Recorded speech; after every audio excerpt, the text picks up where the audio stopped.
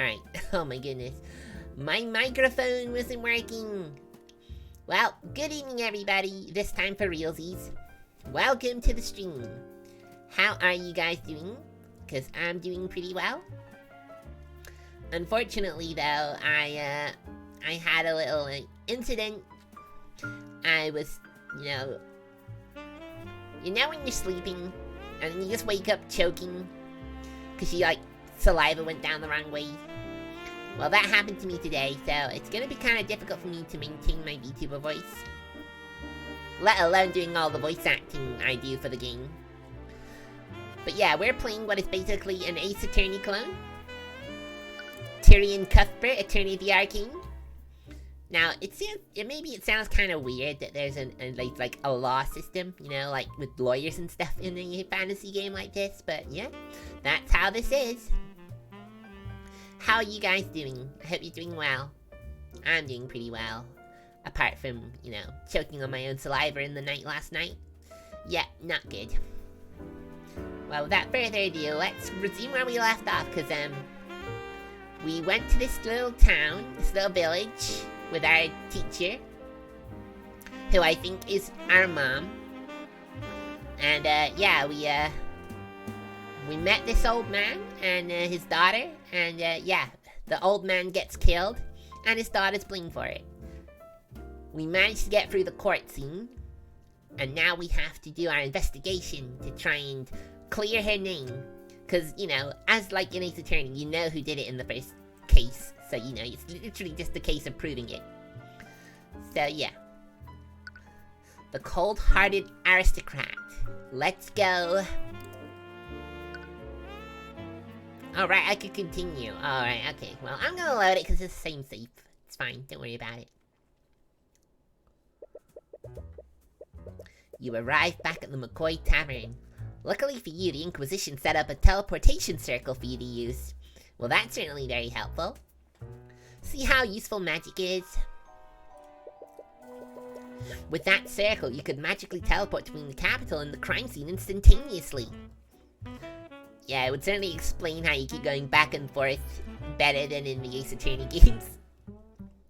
It's like, when you constantly go back and forth, it's like, wow, Phoenix must be very fit for that to, must be very in shape. Excuse me. It's definitely miles better than having to travel by carriage, because Tyrion is not a good traveler. He does not like riding in vehicles. Oh, it's you. What are you doing here? Commander White takes notice of you as you enter the tavern. It looks like he's working with a team of knights to investigate the crime scene. I'm the defense attorney in this case. I have just as much right to investigate the crime scene as you do. Yeah, whatever.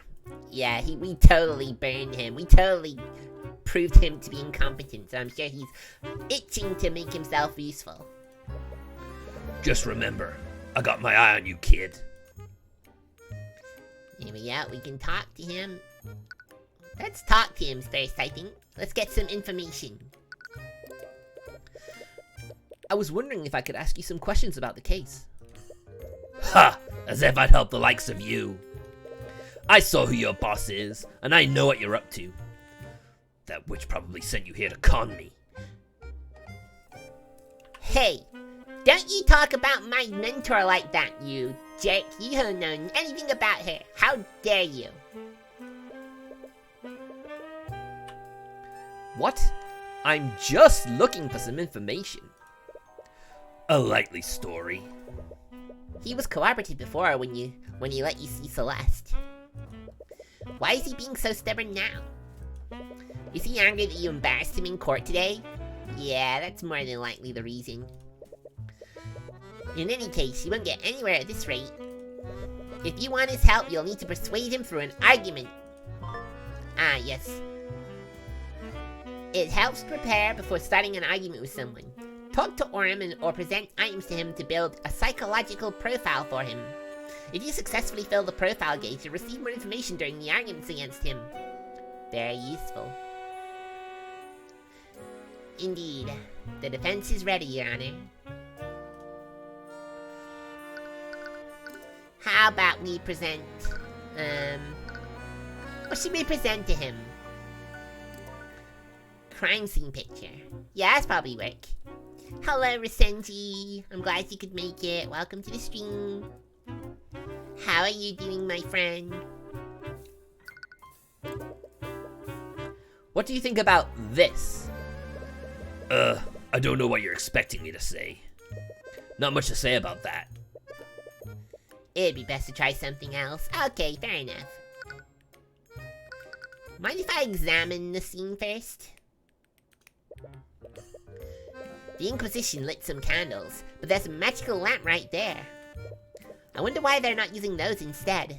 They probably don't want to contaminate the crime scene with magic, probably. There's a chalk outline of a person on the ground of the tavern. This is probably where Flintheart died. The outline matches the picture that the Inquisition took. Nothing seems out of place here. What about the bottle on the floor? There's a There's a broken bottle on the floor. It's shattered close to the chalk outline of the body. The label has the words lotus juice on it.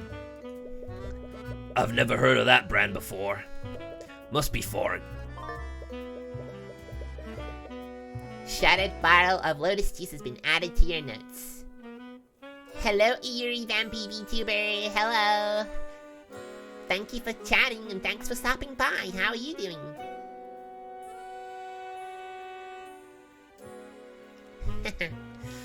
Alright, you were watching anime? Aw, it's fine if you wanted to watch anime. It's okay. You do what you want. And how are you, Yuri? Chilling and drawing? Sounds like a plan. You know, considering I actually give myself a little extra time before I stream nowadays, I could probably spend some of that time drawing. I probably should be doing more, because I don't really draw a lot. And I wonder, and you know, here I am wondering why my art isn't really improving when I actually do it.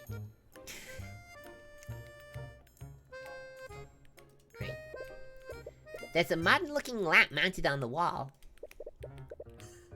It's a lamp powered by artificery. Eh? What? Huh? What is artificery? Never heard that word before. Must be old-timey. I didn't expect to find something this sophisticated in a town like this. Bah! Artificery is just another form of magic. Actually, artificery draws from surrounding ley lines to... I didn't ask for a science lesson, kid. Anyways, look where artificery got these folks. The arcane power cell broke and they haven't had any power for weeks. Yep, nothing could beat good old oil and flame. Right, so he hates magic then. That must be why he's so, you know, hostile towards me.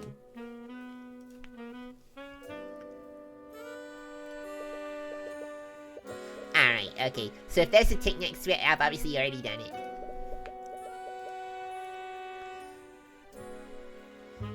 Ah, it's a magical science. It's a mixture. I see. Thank you. Thank you for the update. Who is this person?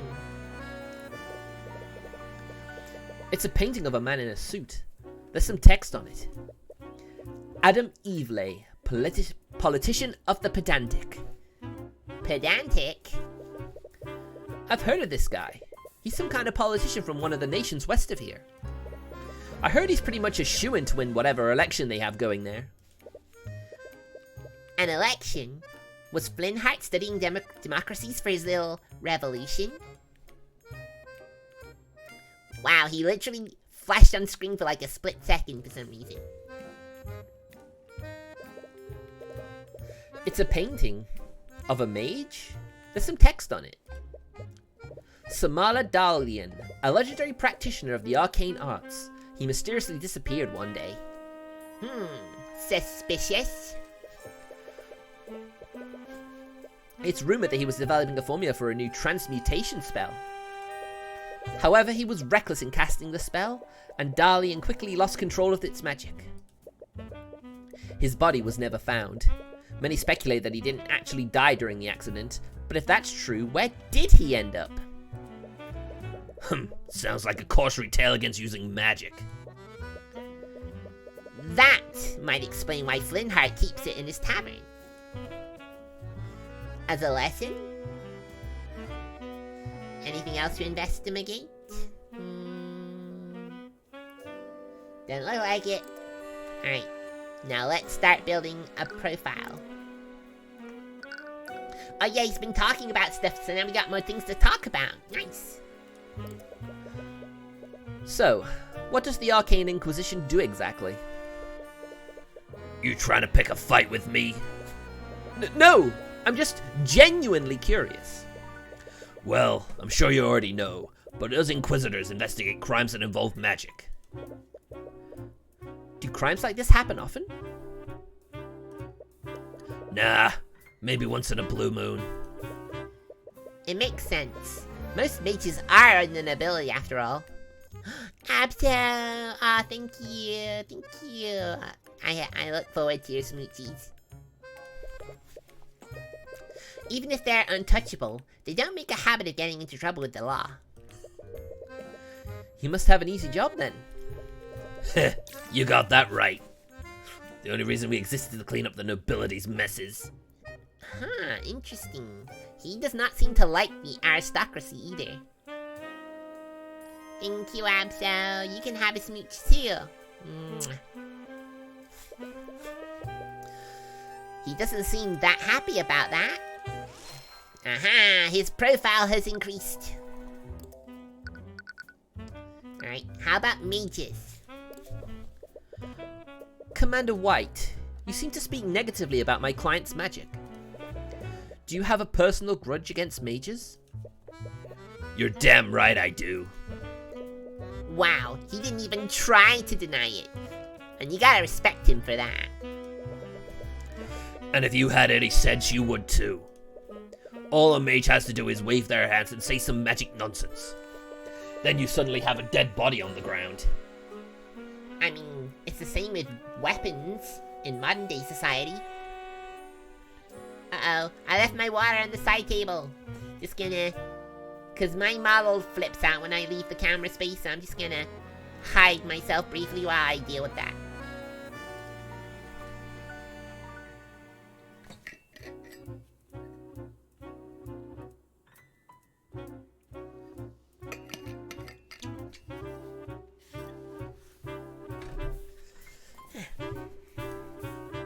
I'm back.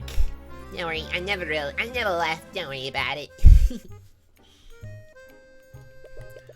And don't get me started on Mage Blight.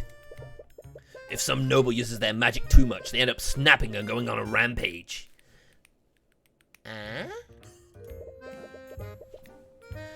I don't know if this is going too far. But why join the Inquisition if you hate mages so much?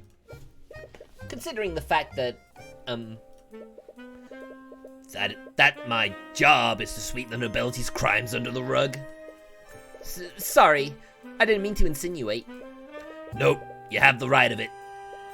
Anytime a noble is involved in a case, I'm ordered to look the other way. You don't seem very happy to do that. I was gonna say that it's an allegory for guns. Yeah, exactly. I mean, any weapon, you know. There are swords and stuff in the in this world, so you know there are other ways to kill people other than magic, you know.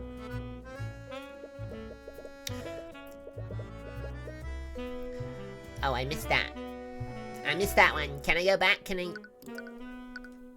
Yeah. Why would you stay in this line of work? Because every once in a while, I'm allowed to put a criminal mage behind bars. We can't go after the nobles, but any other mage is fair game. Wow.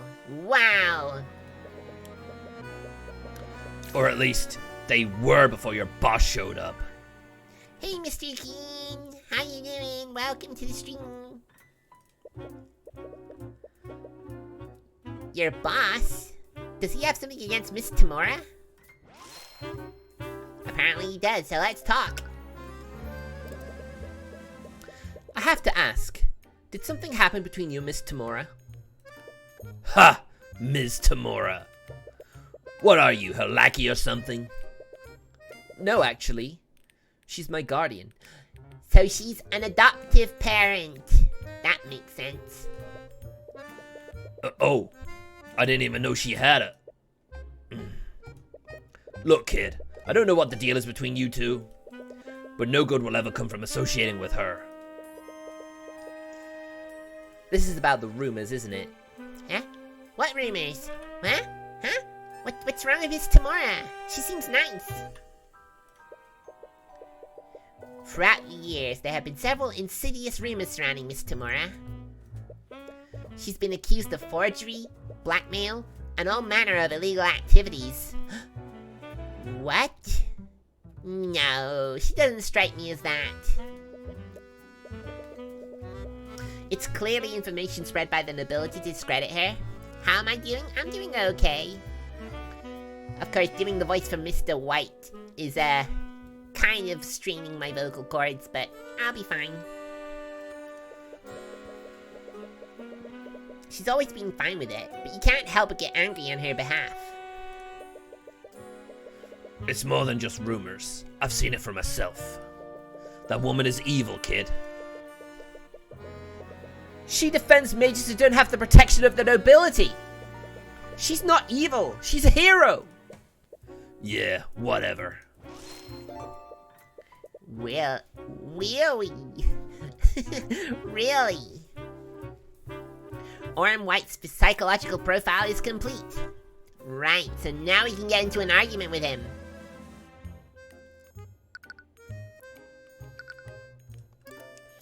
Alright, help! Argument. Commander White seems unusually hostile towards you. And you have a feeling it's not just because you embarrassed him in court today. If you can clear up this misunderstanding, you might be able to convince him to help you. Yeah, you know how the detectives are always on the prosecution side in the Phoenix Wright games? But they'll always help you. Even if it's begrudgingly so sometimes. Start an argument with Orm White? Yeah, sure, let's go. Let's go! Argument time! Oh, I love that picture. That picture's great. Alright, I'm just gonna come out and say it. Do you have a problem with me, Commander White? You should know exactly what my problem is with you. I saw who you work for. Do I have to spell it out for you? Ruby Tamora is a crooked lawyer. Or does your boss not tell you what she gets up to? Elocutions in arguments. Arguments are not always fought using hard evidence. Sometimes you need to elocute to convince your opponent that their claim is wrong.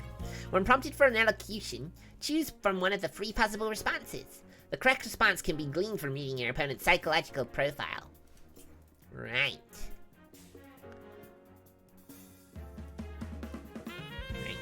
Commander White is stubborn and stuck in his ways. He seems to have a grudge against Ruby Tamora and will react negatively if you try to defend her. However, he will respect you if you defend yourself against personal attacks. Alright, defend! Yeah, let's do it. You have no right for accusations against me or Miss Tamora. Whatever you think she's done, you're wrong. Ha! You're either a good liar or you really are that naive. That woman's hands are dirty, and nothing you say will change my mind. Oh, wait, it said defend yourself! What? Huh?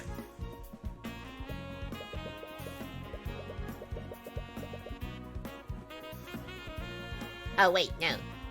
He seems to have a grudge.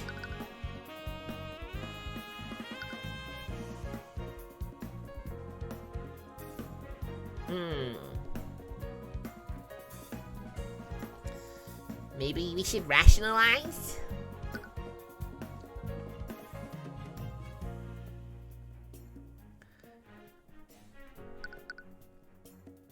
I mean, I'm reading the psychological profile, but it's not really giving me any tips on how to do this. I thought defend, because you see defend in the profile, but apparently that was wrong.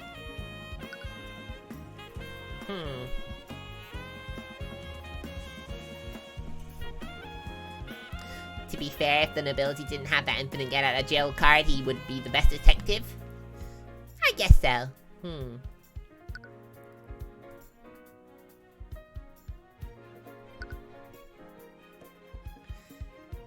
I'm deflecting. There we go, that sounded good. Regardless of what Miss Tamora has done, I'm the one heading this case. Whatever problems you have with her, they have nothing to do with me. Oh, you didn't like that. That still doesn't change the fact that you work for her. I've seen that woman do all kinds of shady shit in the cases I've worked. Forgery, bribery, blackmail, you name it. I'll bet you're just the same. A successor for the devil of defense attorneys. Right. Oh, he'll react negatively if you try and defend her.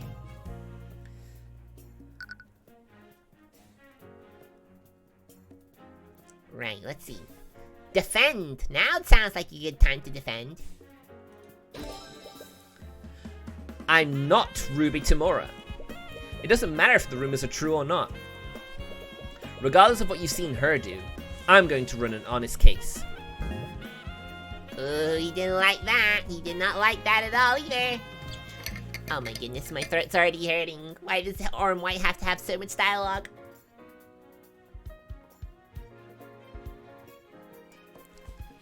Ah.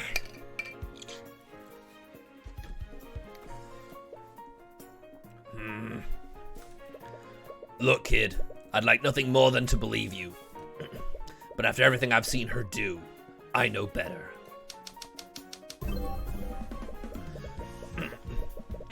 Anyone taught by that woman can't be anything more than a crook.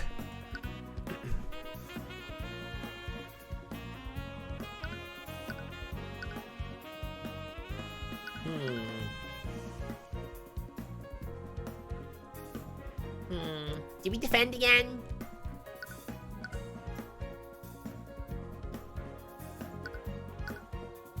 Do not defend. Do you think I have to deflect then? Yes! Haha! I got it! Right now, I'm a defense attorney that's asking you for information. Nothing that I've done has given you any reason to suspect me. Argument won! Yay! You just want some info, right? Yes, that's all I'm asking for. Alright, I'll answer your questions. Just don't make me regret this. You've successfully persuaded Orm White. Yay! I got the very first thing wrong, but at least I figured it out in the end. I got into it. I got into the swing of things, and my small brain actually won the day. Alright, now we can learn everything about him. Oh my god, we got so much more of his dialogue. No.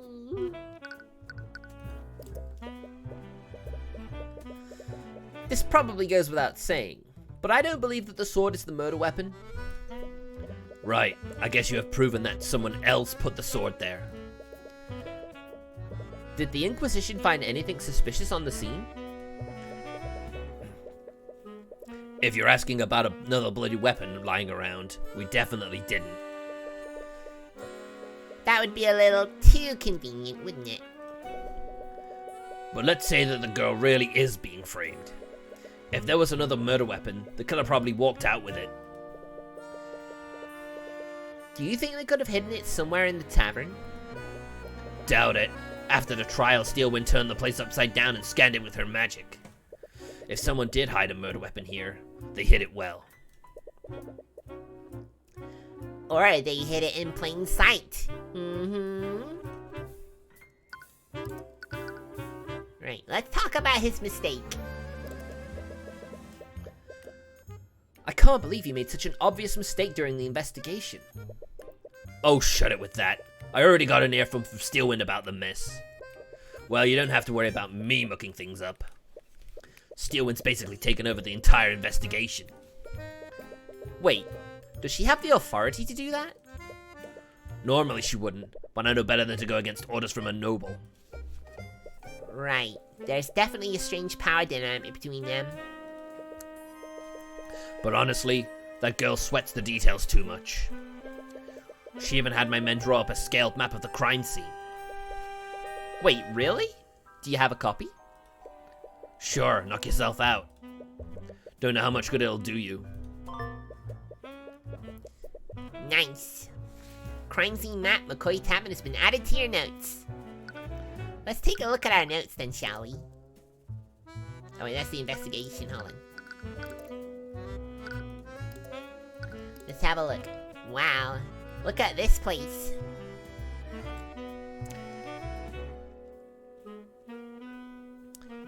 Right. Is it just me or is there a chair missing? Hey, a chair's missing. Interesting.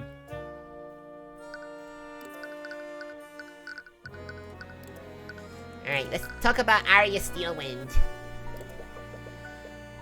I hear that this was Prosecutor Steelwind's first trial. She must be pretty talented if that's true. A pain in my ass is what she is. That damn noble comes in here telling me how to do my job. I honestly have no idea what she's even doing in this line of work. I heard that she's from a renowned noble house. She must be a pretty powerful mage. Ha! Powerful is an understatement. The Steelwinds who came before her could turn this entire town into a glass crater. What? There's no way that's true. Right? You think you found everything you can here. But what does it all mean? There's no murder weapon to be found. And there's no obvious evidence of another person at the scene. Hey, you okay? You got quiet all of a sudden. Alright, just focus. Close your eyes and let everything else disappear from the world. Hey, you listening? So, there's no clear evidence pointing to another killer. There is, however, evidence pointing to how Flintheart moved before his death. What? There's no blood trail leading to or from the body. What can we tell about how Flintheart died? What does this imply about the location of Flintheart's death?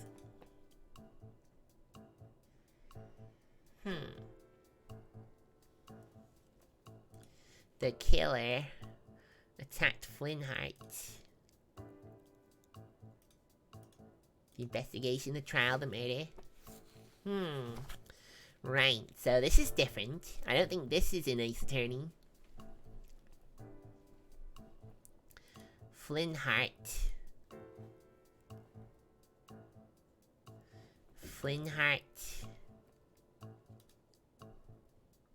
Didn't move.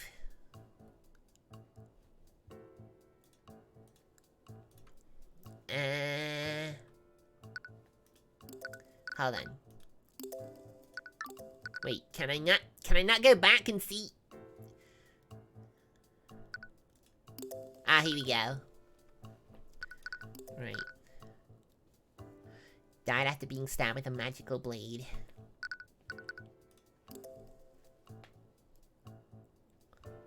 Lotus juice. Oh my goodness! Ratnack 45, thank you so much for the raid. Thank you. How are you doing? How was your stream? Did you have fun? And hello there, raiders. Nice to meet you. I'm Emil Hart, your friendly femboy alchemist in training, currently working as a lawyer to defend our cute little Celeste. And yeah, hopefully we're currently like trying to figure out how did Flintheart die.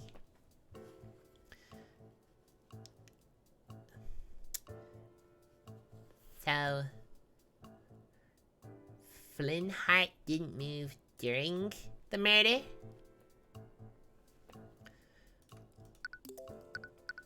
Alright, let's take a look at the autopsy. Died after being stabbed from behind with a magical blade. Fatal wounds show heavy traces of transmutation magic. Alright, that's our attorney's rune stone. Yep, obviously the attorney's badge.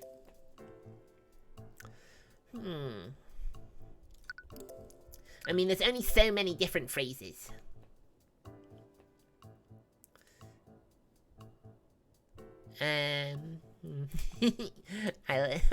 Alex! Hi! How you doing, friend? How is it? How was the stream? Was it good? Ratnack, what did you play? You haven't told me. I'd like to learn what sort of gamer you are.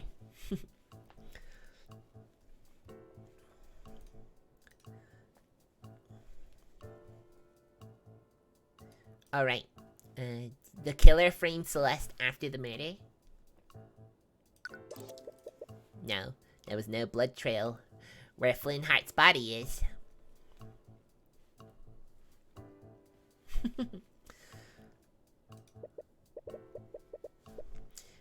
The lack of a blood trail tells us something important.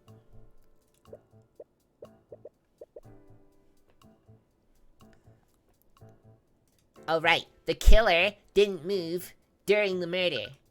No? Really? Dark Souls. Oh, that's, the OG Dark Souls? Sorry, I'm not sure about that. Oh my goodness.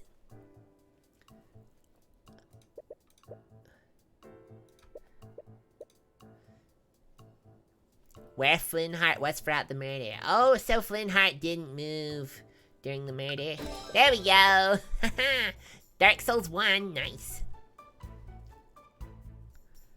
He bought you the game so you're obliged to play it? Wow, that was very generous of you, Alex. Flynn Hart died when he was attacked. He didn't move from his position at all. Yeah, I guess you're right. There's also the autopsy report, which says that he died from a stab from behind. Anything to see my friend suffer? Oh my goodness, I'm glad he didn't bite me. Excuse me. He was probably caught off guard and was too incapacitated to move anywhere else. This means that the attack happened at the exact position he fell over.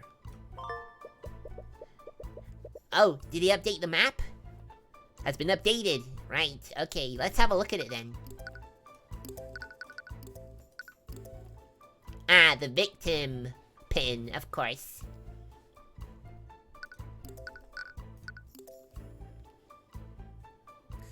I could turn that around and buy you Dark Souls. Don't, please. I've already played Code Vein, and I already know that I am no good at those games. Don't make me suffer, please. There's also the shattered bottle of lotus juice. How did the bottle shatter? I doubt it means anything, but the shattered bottle is right next to the body.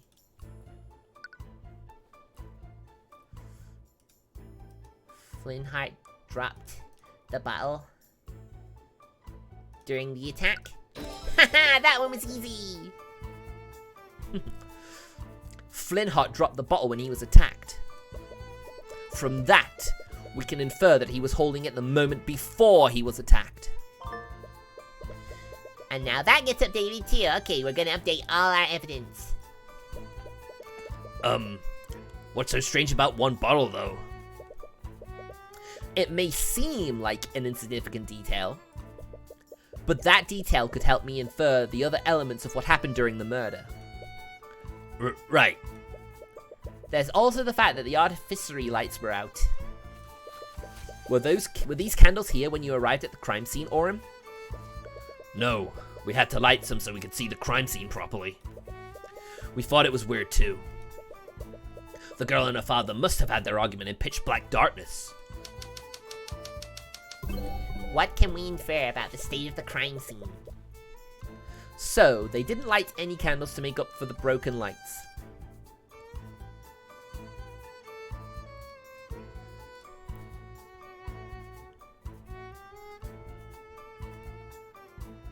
Right, so the crime scene had no lighting before the murder. No. Wait, what?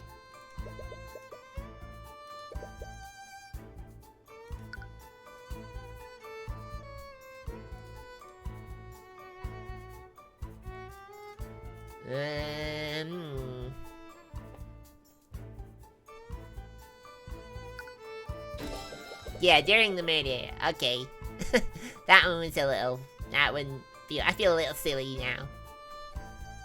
The crime scene had no lighting during the murder. And now the power cell has been updated. Nice.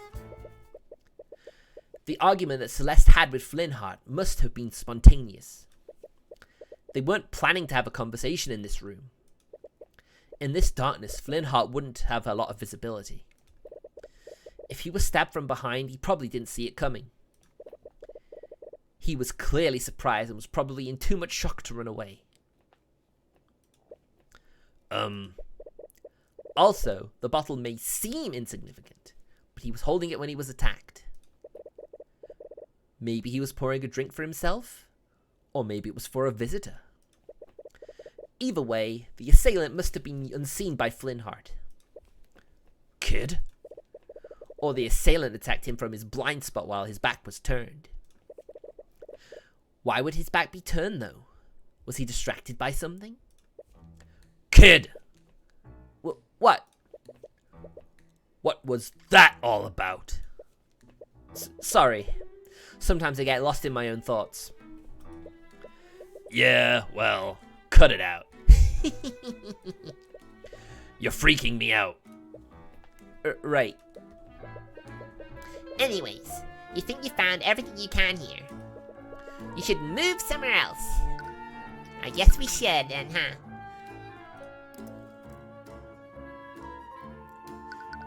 The McCoy Tavern upstairs. Oh, we can go to the courthouse? Why would we need to go there, though? Inquisition Barracks? So that's where Celeste is being? Should I go talk to Celeste? Or should I go investigate the upstairs? What do you guys think? Which would be more useful?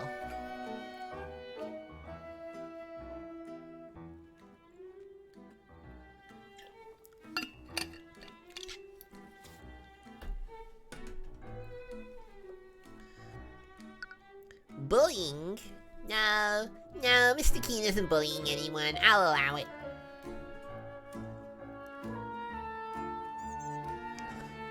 If the upstairs reveals info, we can discuss it with Celeste. That's true. But why would we even need to be upstairs? I suppose we can do it. It's Arya Steelwind! We're actually gonna see her! If people keep seeing you here, they're going to start asking questions. Leave the investigation to me. All you have to do is stay quiet until the trial is over. While heading upstairs, you spot the prosecutor having a conversation with someone. They seem to be in some kind of argument. Enough! I will do as I see fit. It's the murderer! You may be a Steelwind, but this is my land. Oh, sorry. Oh, you're that defense attorney from the trial. I'm sorry, but who... Ah, how rude of me. My name is Lord Garrick Pierce, the ruling noble of this land. He's this handsome lad, he's the murderer! As the ruling noble, I suppose I should thank you for playing your role in the current trial. As misguided as it may be. I suppose that you also think my client is guilty? It does not matter what I think. This entire scandal has done nothing but rile up the common folk. Magic is a gift for the nobility and the nobility alone. It is a symbol of the aristocracy and our divine right to rule.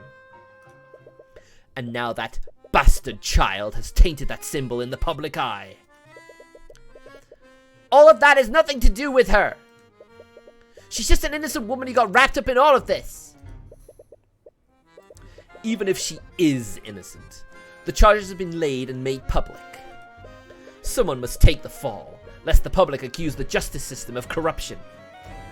People do that already. Sometimes it's very obvious that, it's corrupted. So you're saying that she should be found guilty even if she's innocent? What do you suppose will happen if she's acquitted? All the public will see is a mage going free despite a myriad of evidence. That alone would be enough to cause public outrage. Tensions between the aristocracy and the common folk are high enough as it is. What is one insignificant girl when compared to the stability of our great kingdom? That's enough. Stop antagonizing him, Pierce. Wow, thank you, Arya. I can't refute what he said, but I don't agree with it. What? The system should be based on truth and justice, not on public opinion. Wow, okay. Interesting. This is an interesting development. Then why are you working against my client? Do you honestly think she's the kind of person that would kill her father? It doesn't matter what kind of a person she appears to be. The evidence clearly points to her as the only possible killer. I know he's the killer, but he's kind of hot though. Mr. King. But you should fight according to your own ideals. Just as I will fight for mine. It's hard to get a read on that woman. Alright, so we had that conversation. Is there any reason to investigate anywhere, though? There are some candles lighting up the hallway. They look like they used to be a part of the old architecture.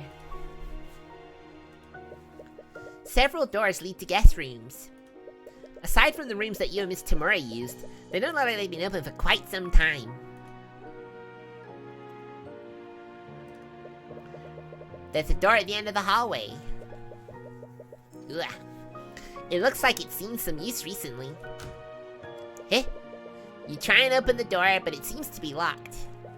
Perhaps someone might have a key to open it. Ah. So now is when we go and investigate. Now we go to the Inquisition barracks and talk to Celeste.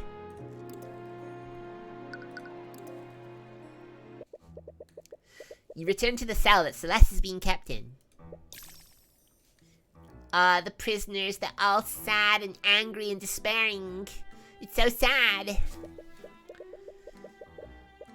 The ambient despair in the air fills your mind like a horrendous stench. You do your best to ignore the emotions of the other prisoners, but you haven't had much practice blocking out this many people. As you arrive, you see Celeste huddled down in a corner. Aww. Aw, poor Celeste. I can only imagine how it feels to be an innocent person in prison. As soon as she sees you, her down mood seems to lift, if only for a moment. Oh, hi, Mr. Cuthbert. There's no need to address me so formally. Just call me Tyrion. Okay. Anyways, I came here to ask you some questions about the case. Right. Alright, let's go. The trial. I'm sorry for freezing up like that. I almost lost us the trial. No, there's no need to apologize. You did great.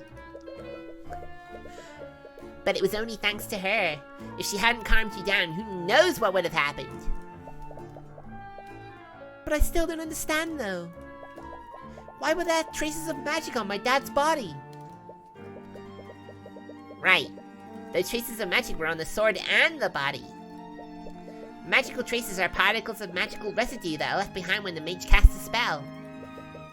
They only linger for about 48 hours, and that gives you a rough timeline of when and where a spell is cast. Did you cast Mage Blade on your sword that day? I did. I cast it when I trained during the morning. That explains why there are traces on the sword, at least. Did the trace of my sword leave the magical trace on my dad's body? No. Magical traces can't be moved around physically. For a spell to leave a trace, it has to be active when physical contact is made. Really? What does that mean, then? Whatever killed your father had a transmutation spell active on it at the time. The magical trace on your sword was just an unlucky coincidence. I can't believe this. Alright, what about Flintheart? What was your argument about? Could you tell me more about your father? Oh, you can understand why she's sad and despairing because he's dead. So sad. Sorry. I know this must be difficult after everything that's happened. No, it's okay.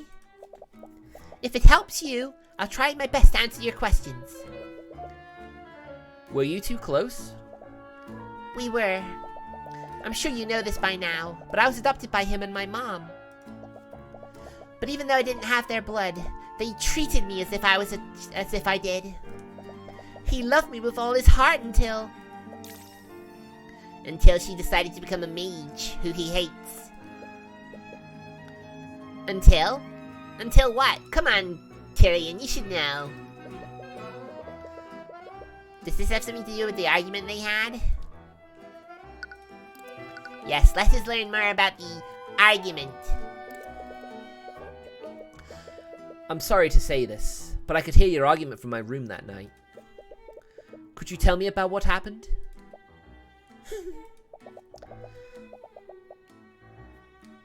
Excuse me, had to burp.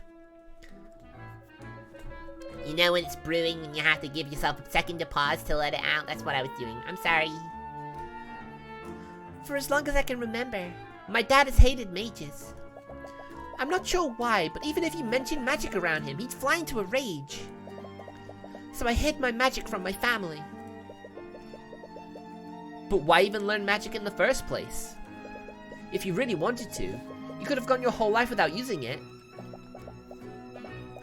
Ever since our tavern closed, my family's been in a lot of debt. I decided to become a mercenary and use magic to enhance my ability to fight. Most mages are in the nobility, so people will pay a lot for a sellsword who can use magic. So that's why she's a mercenary. It all makes sense now. What about tacos? Mr. King, what are you talking about?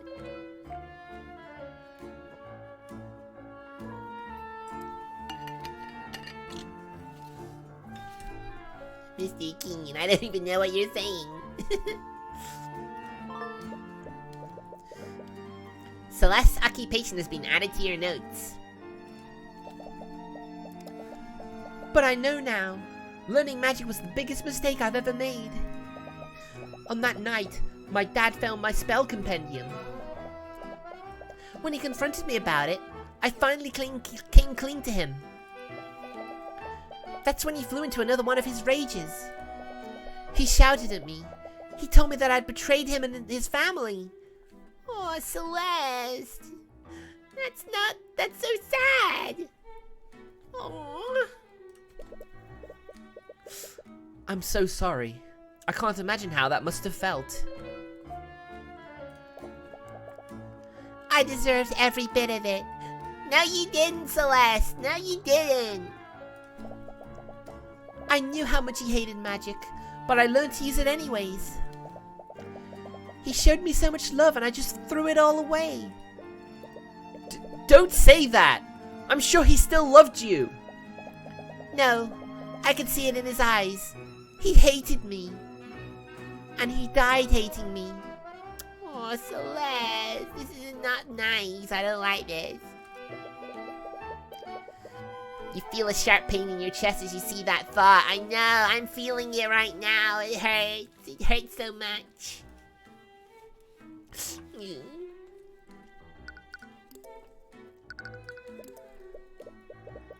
So, there's a locked room in the tavern. It's at the very end of the hallway upstairs. The Inquisition probably searched it already, but I just wanted to investigate it to make sure. A locked room at the end of the hallway? I think that's my room. Do you know how I could get in there? It's the only room in the tavern that I haven't investigated. No, Tyrion! You shouldn't try and nose into ladies' belongings. You feel a suspicious gaze from Celeste. No, I'm not gonna look at your underwear drawer or anything like that. Don't worry. What's that look for? I'm your lawyer. I'm not gonna do anything weird. Sorry, you're right. Here, you can use this key to get inside. Thank you, Celeste.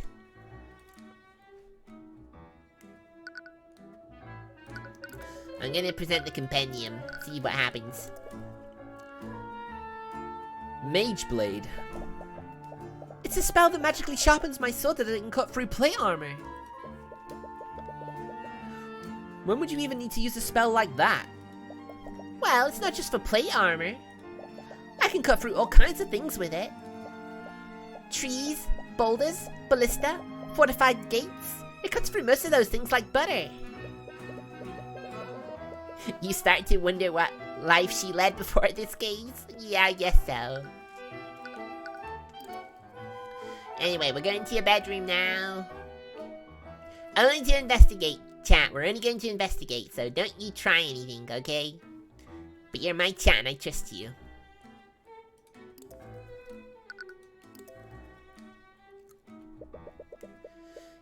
You use the key to enter Celeste's room. However, you startled when you notice that someone else is already inside. Eh? Huh? Who's this lady? Huh? I've already told you knights everything that I know. What more do you... Oh, aren't you Celeste's attorney? I am. Who are you? Is this her mom?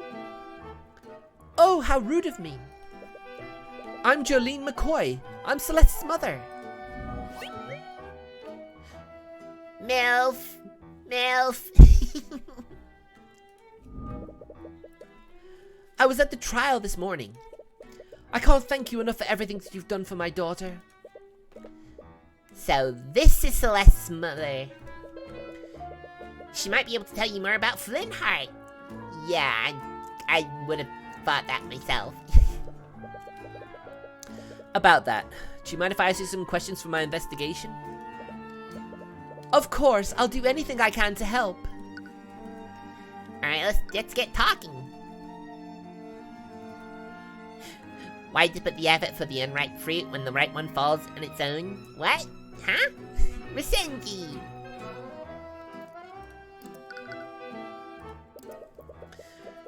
Can you tell me why your husband hates mages so much? I understand that most people dislike their nobility and associate magic with them. But on that night, it's like he was furious at Celeste specifically because she was a mage. Ooh, excuse me. Hiccups. Oh, you must have talked to Celeste. I wasn't there when their argument happened, but I can only imagine what he said to her. Do you know what happened to him? Why does he hate magic so much? Celeste doesn't know about this, but years ago Flintheart had a sister named Effie. When we were all children, we were friends with a boy named Garrick Pierce. Garrick Pierce, he's getting mentioned again. Name drop. He was the son of the ruling noble at the time. Garrick Pierce? Isn't that the nobleman who was speaking with Steelwind earlier? We were all inseparable at that time. He'd always sneak into town to play with us against his family's wishes.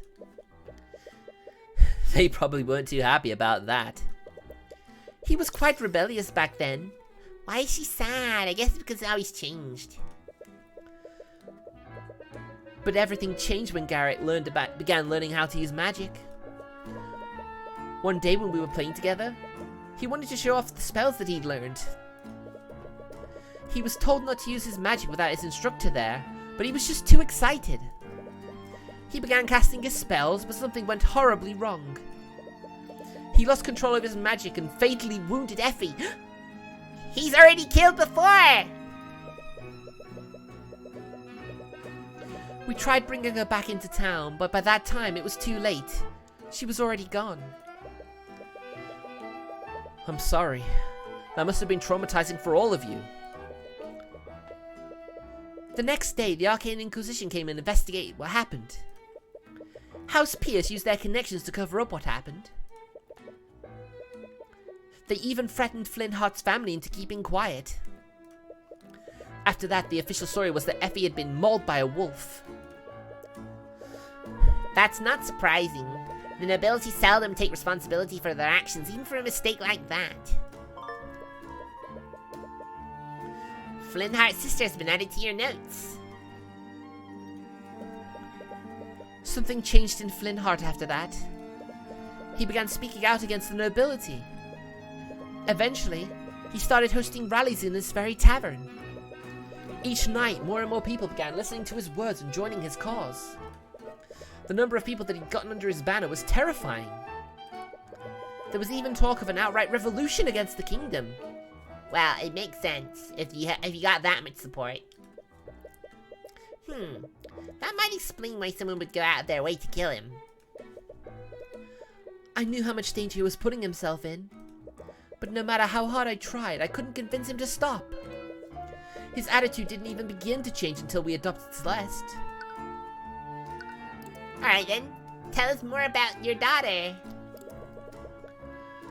Can you tell me more about Celeste? How did she become part of your family? Viva la revolution! It all happened many years ago, back when the McCoy Tavern was still open. We were closing one night when we found a baby with white hair abandoned in the dining area. We waited weeks for her parents to come by, but no one ever came looking for her. Aw, Celeste, you poor thing. Abandoned by your birth parents? That must hurt. And that baby was Celeste? Yes, Flynnhart had always wanted a child. I thought that Celeste must have been a gift from the Scaled Lord. But one day I saw Celeste practicing her magic. I think that's when I realized that someone from the nobility must have abandoned her at our inn. I didn't care though. I loved her all the same. I'm sure Flynnhart did too. Aw, Jolene's such a nice mommy. Wait, you knew that she was a mage all this time? I did. You haven't known her very long, but she's a terrible liar. That's normally the way, isn't it? Flynnhart must have noticed too, but I don't think that he didn't want to believe it. Aw. Now let's learn about their relationship with each other. I spoke with Celeste earlier. She thinks that her father hated her because she was a mage. Aw. As the mother, you can only imagine how that makes her feel. You can see how she feels. She feels very sad. There's no way he would ever feel that way. He loved her more than anything in the world. No matter what he said to her that night, nothing would ever change that. After seeing them together, you figured as much. Celeste was the world to him. When we adopted her, it was the first time in decades that I'd seen him so genuinely happy. They must have been really close. More than anything. Do you want to hear a story? Story time, chat! Story time! Excuse me. Celeste had just returned from her travels. She wouldn't stop talking about this foreign drink that she loved. I think it was called lotus juice or something strange like that. Ah, no wonder he was pouring himself a glass of that juice. Well, Flintheart did everything he could to have it shipped here. He called in a bunch of favors with some of his revolutionary friends. But in the end, he was only able to get a single bottle of it. Is it really that rare? Yes, I wouldn't be surprised if it were the only bottle of lotus juice in the region. Makes sense. French Gliscor, what's that?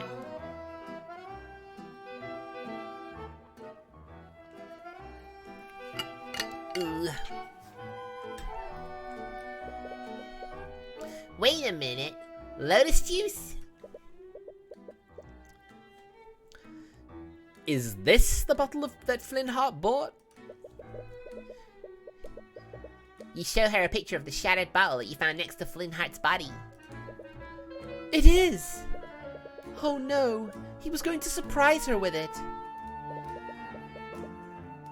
I found the broken pieces next to Flintheart's... Well, I found them in the dining area. Gliscor can learn guillotine? Oh right, yeah, revolution. I get it. That's strange.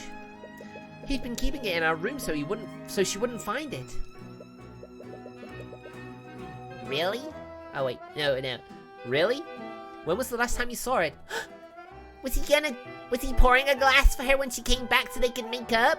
Oh, that makes this even more tragic. Right before I left the house that night. It was right before their big argument. So it wasn't just laying around in the bar. He decided to retrieve it after the argument. Excuse me. Alright, you think you've investigated everything you can for now. But there's still one last thing you need to do. You ready yourself for one last conversation with Celeste. Let's go!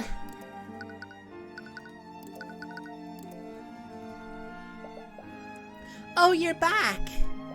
Did you forget something? Actually, there's one last thing I wanted to talk to you about. Oh? Earlier you said something that I just can't let go. You said that your father died hating you. But after everything I heard about him, I don't think that's true. Your father loved you, Celeste, even in his final moments. You desperately want to reach her. If she keeps believing that he hated her, that thought will eat away at her for the rest of her life. You know that better than anyone.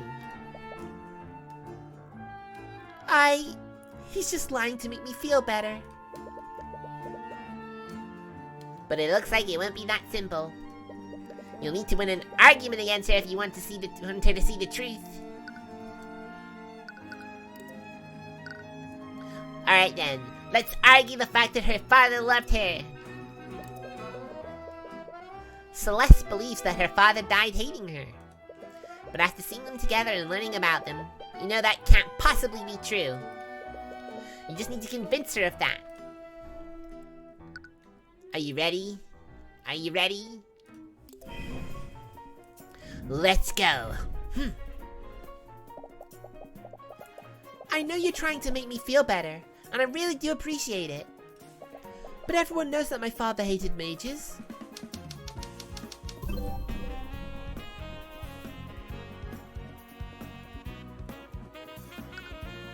Oh, there is.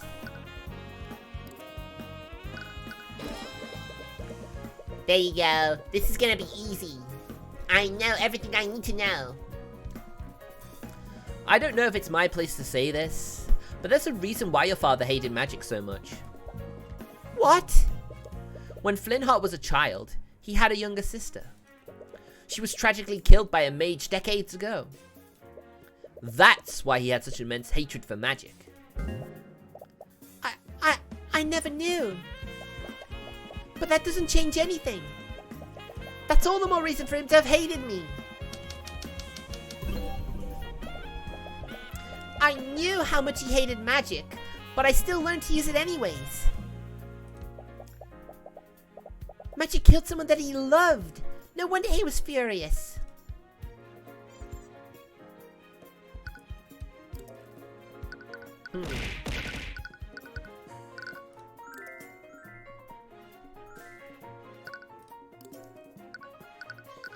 Right, okay, maybe this one isn't quite...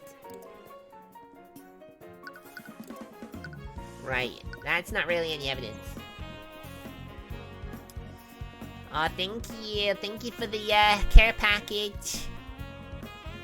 Ginny! Ginny, welcome! I'm glad you could make it. Excuse me.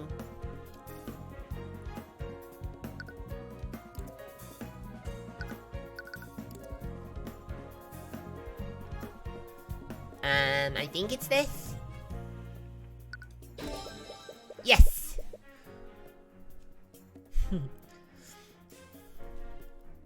But you didn't learn magic to benefit yourself, did you? You learned it to save your family after your tavern was shut down. That's... You're a good person, Celeste. And you did everything you could to help your family. I'm sure your father recognized that. Just shut up. What? Shut up! Just stop it! Whatever composure she had before is slowly breaking down. You weren't there! You didn't hear what he said to me! In his final moments, he could only think about how I betrayed him. I could see it in his eyes. There's no way he would ever forgive me. Nope. Take a look at this picture, Celeste. What? A shattered bottle? Wait, is that a bottle of lotus juice? Do you know where I found this? On the floor of your family's inn. What? That can't be true. I tried to find it here, but no one sells it in Wyvengard. Your father knew how much you loved this drink. He called in quite a few favors just so he could have it imported for you. What? He did that? Your father didn't hate you, Celeste. He loved you more than anything. That doesn't change anything. If he did that all for me, it was before he knew about my secret. I'm sure he never would have done that if he knew the truth.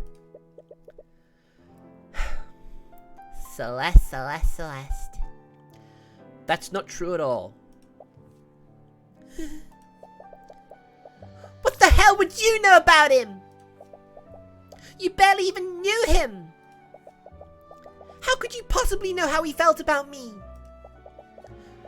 Don't you think I want to believe that he still loved me before he died? But I know the truth. There's no way he could ever forgive me for what I did. It's not just the fact that he brought that drink for you. It's also where the bottle was when it shattered. What do you mean? Your mother said that the bottle was stowed in her room before your argument. But I found the shattered bottle in the lobby, where his body was. I ran into him before I went to look for you. He was going upstairs to his room. That can only mean one thing. He went to retrieve the bottle after your argument ended. What? Why would he have it? It's because he was going to give it to you, Celeste. He was going to give you a gift to apologize for what he said to you. He was going to apologize? Your father loved you, Celeste. And, as tragic as it is, he was going to try to apologize to you before he was murdered.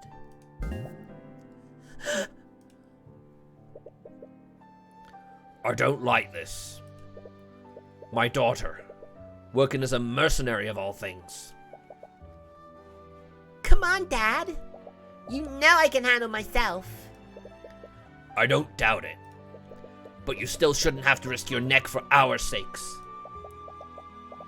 They closed the inn, Dad. We won't be able to survive unless I do this. Just be careful, okay? I don't know what I'd do if anything happened to you.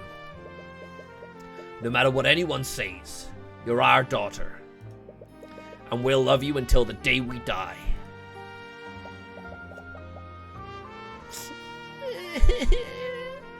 That's so sad. Oh, I'm tearing up, guys. I'm tearing up. This is so sad. Dad, how could I ever think that? I'm sorry. I'm so sorry. Dad! Celeste had barely been keeping it together throughout the whole argument, but her realization is finally causing her to break down. Celeste, I just want to hold her and tell her it's okay. She begins crying loudly as she quickly embraces you. In this cold, dark place, she probably hadn't felt warmth of any kind for days. You're caught off guard and feel a little embarrassed, but you comfort her while she vents her emotions. We won the argument. Yay!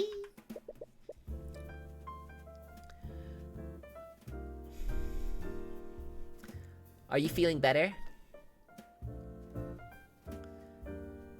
Exactly, Junie. He was upset, but he still loved her.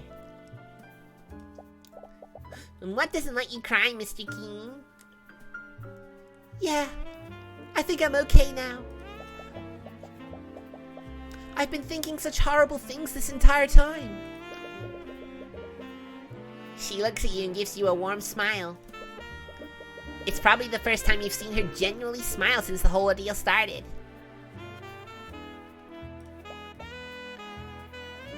Thank you. But is everything really going to be okay? I'll make sure of it. I'll get justice for you and your father. It doesn't matter who stands in my way. Even if they're a man, king, or god. You're completely different now. What happened to the nervous wreck from before? Oh, she's giving me the smug. Please forget about that. Anyways, take some time to rest. The trial is going to resume soon. With that, you've done everything you can for now. You've learned a lot about what happened the night of the murder. You just hope it's enough. But even with your investigation, you still don't know what the prosecution has planned. That's true. Has Pierce told you all of the details, Mr. Rudolph? Will you remember them? Yes! I pride myself in my edict memory. Just so there are no misunderstandings. I do not approve of this. You said it yourself, Lady Steelwind. There's no possible way that I could have done the deed. It has to be the bastard child. We don't know what sort of tricks Ruby Tamura might pull tomorrow. Just see this as a way of securing a just verdict. No, it's not a just verdict. We know you killed him.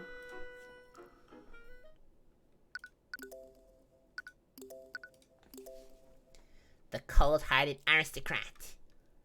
Alright, we'll do this and we'll make sure that Celeste is acquitted. And justice will be served. Alright, it's time. Hello, Cuthbert. Oh, hi, Miss Tamura. You're a lot less jumpy than you were yesterday. I'm glad to see that you're finally getting used to things. So, what did you find in your investigation? You tell Miss Tamura everything you've learned about your investigation. Just what you saw in the argument, really. There you go. Thank you, Rasenji. There aren't a lot of clues that point to what actually happened. Yeah, I know a lot of details about the crime scene, but nothing about the crime itself. This means I'll have to rely solely on pointing out contradictions in the witnesses' testimonies.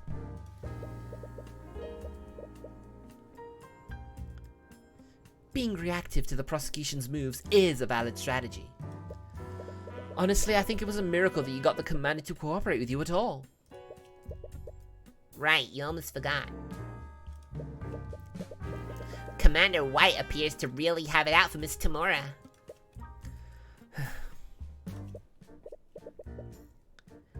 Actually, I wanted to ask you about that. Did something happen between you and Commander White? Miss McCoy, please proceed to the courtroom with your counsel. Let's go, Tyrion! The trial's about to start. You should go. The judge is waiting. Right. Another secret is left buried between you two. Here we go, moment of truth.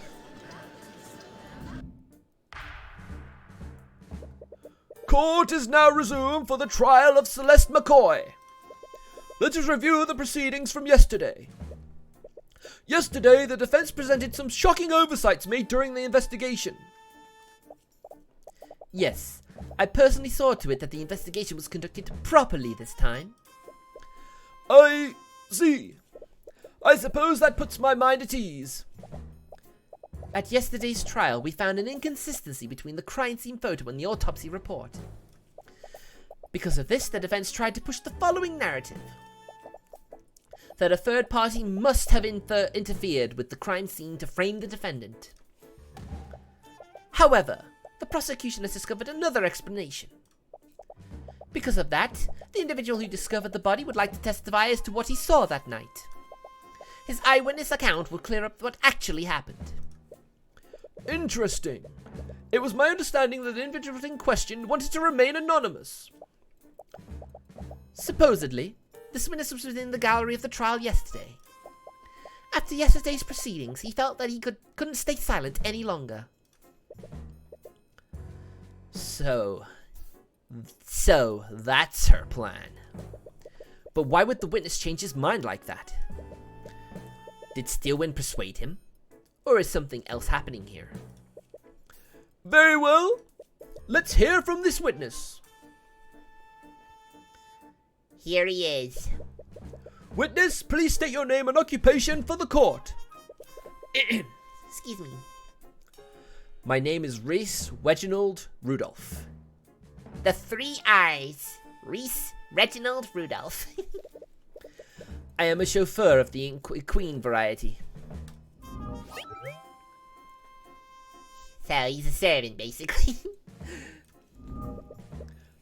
I'm terribly sorry, but I'm unfamiliar with that profession.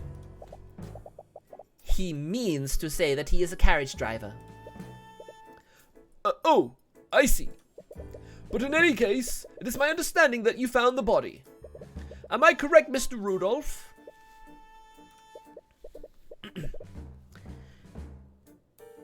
Rudolph appears to be writing something in a notebook.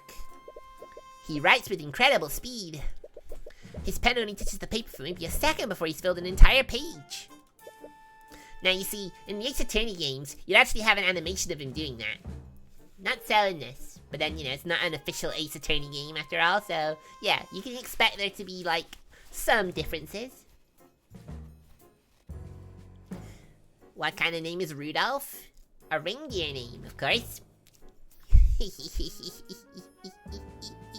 No, that's not good. That's not funny. Ah, forgive me. Bunk. Ouch.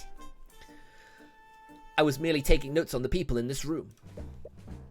Taking notes? The witness has a sudden compulsion to keep record of every event that he witnesses. I see. Then I assume we will receive an accurate testimony of how you found the body? Actually, I witnessed much more than that. I saw the crime as it was being committed. No, you didn't, you dirty, dirty liar. and I wrote down everything that I saw. What? That is quite the claim. If that's true, why did you choose to remain silent until now? Exactly, that's way too sus. We had initially concluded that the evidence alone was decisive enough. No, you didn't.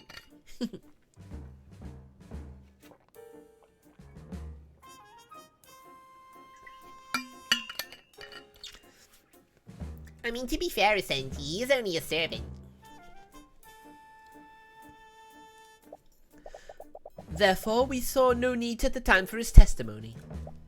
However, those circumstances clearly changed during yesterday's trial. There's no way that the prosecution wouldn't leverage eyewitness testimony from the start. Something else is happening here. Very well. Mr. Rudolph, please testify to the court about what you saw that night. Alright, let's hear your quotation marks testimony, close quotation mark. I was transporting a client in my carriage that evening. We were driving by the McCoy Tavern when we heard a disturbance. This occurred at 1:28 a.m. Worried that something was amiss, I walked into the establishment to see what the commotion was about. There I saw the defendant. She was lit by the blue glow of the dining room lights. Mr. Rudolph, you have already made a massive F-up right there. She had stabbed Flintheart McCoy and was channeling magic into her sword. She removed her sword from Flintheart's chest as he slowly turned to face her. She stabbed him again in the front. She soon realized that I had witnessed her in a heinous crime.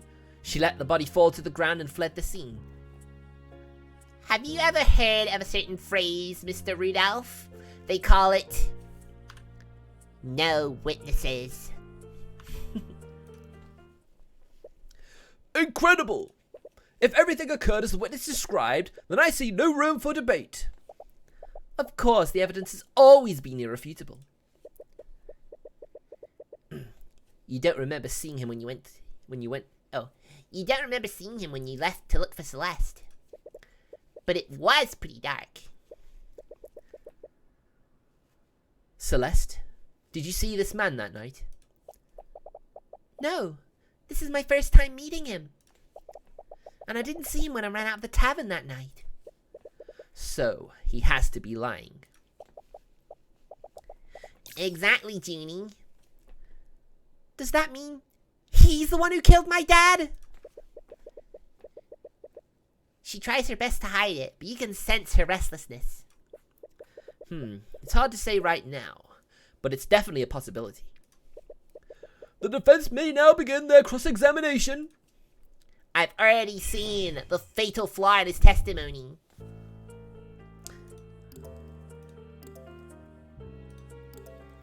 Dining room lights, but they weren't working. Objection! Mr. Rudolph, you testified that you saw my client murdering the victim. And you supposedly saw her casting magic while doing so? Yes, I could never forget such a grisly sight. That moment was burned into my memory. I see. Well, it's funny that you should say that. How so? Because your entire testimony was a complete lie! What? Are you accusing the witness of perjury? Surely you know that such accusations can't be made lightly, Mr. Cuthbert. My accusation is far from baseless, Prosecutor Steelwind. Take a look at this report. The dining room lights are artificery devices that are powered by an arcane power cell. However, that same arcane power cell was broken during the time of the murder. The dining room lights had no energy, and the room would have been pitch black. The witness couldn't have seen anything, much less the homicide. Wait, I can explain! There's no need, witness. You could have easily seen another source of light. Perhaps one of the McCoys lit a candle because of the blackout. The witness clearly described a source of blue light. A candle or lantern wouldn't emit a color like that. Then the witness was clearly mistaken. The witness records everything he sees in his notebook. He even remembers the exact times of each event occurred. So why would he be incorrect about such a clear and obvious detail? Got him! No. What the witness saw was clearly some form of magic. And due to the lack of power, it couldn't have been artificery. It must have been an arcane spell. That's it!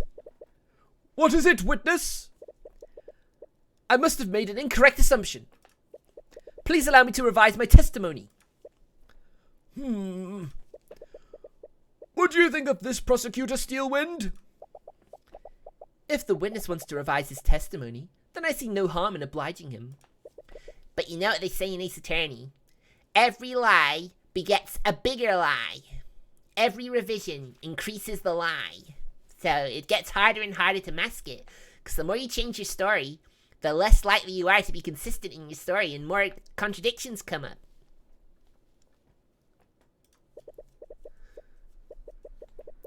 If he thinks he saw something different, then it's only fair to hear him out.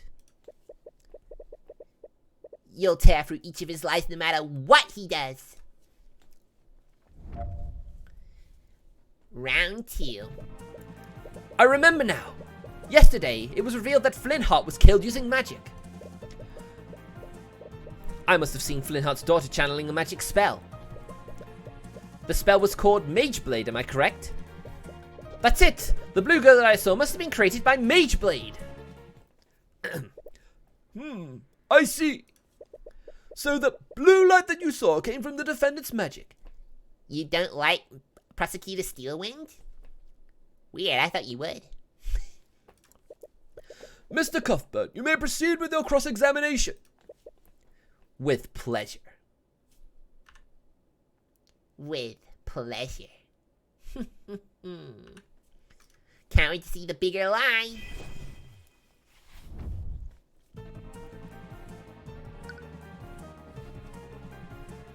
Alright, we're gonna press him now. Are you changing your testimony based on yesterday's trial? No, I assure you, that's not what I'm doing. But after thinking about it further, I think I finally understand what I saw.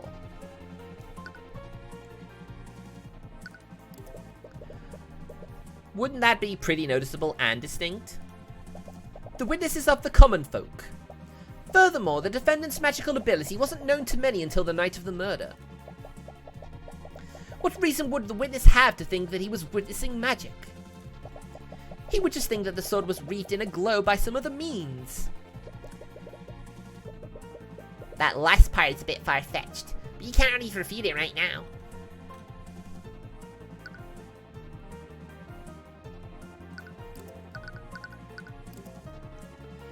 That's right, it's the formula for Mageblade.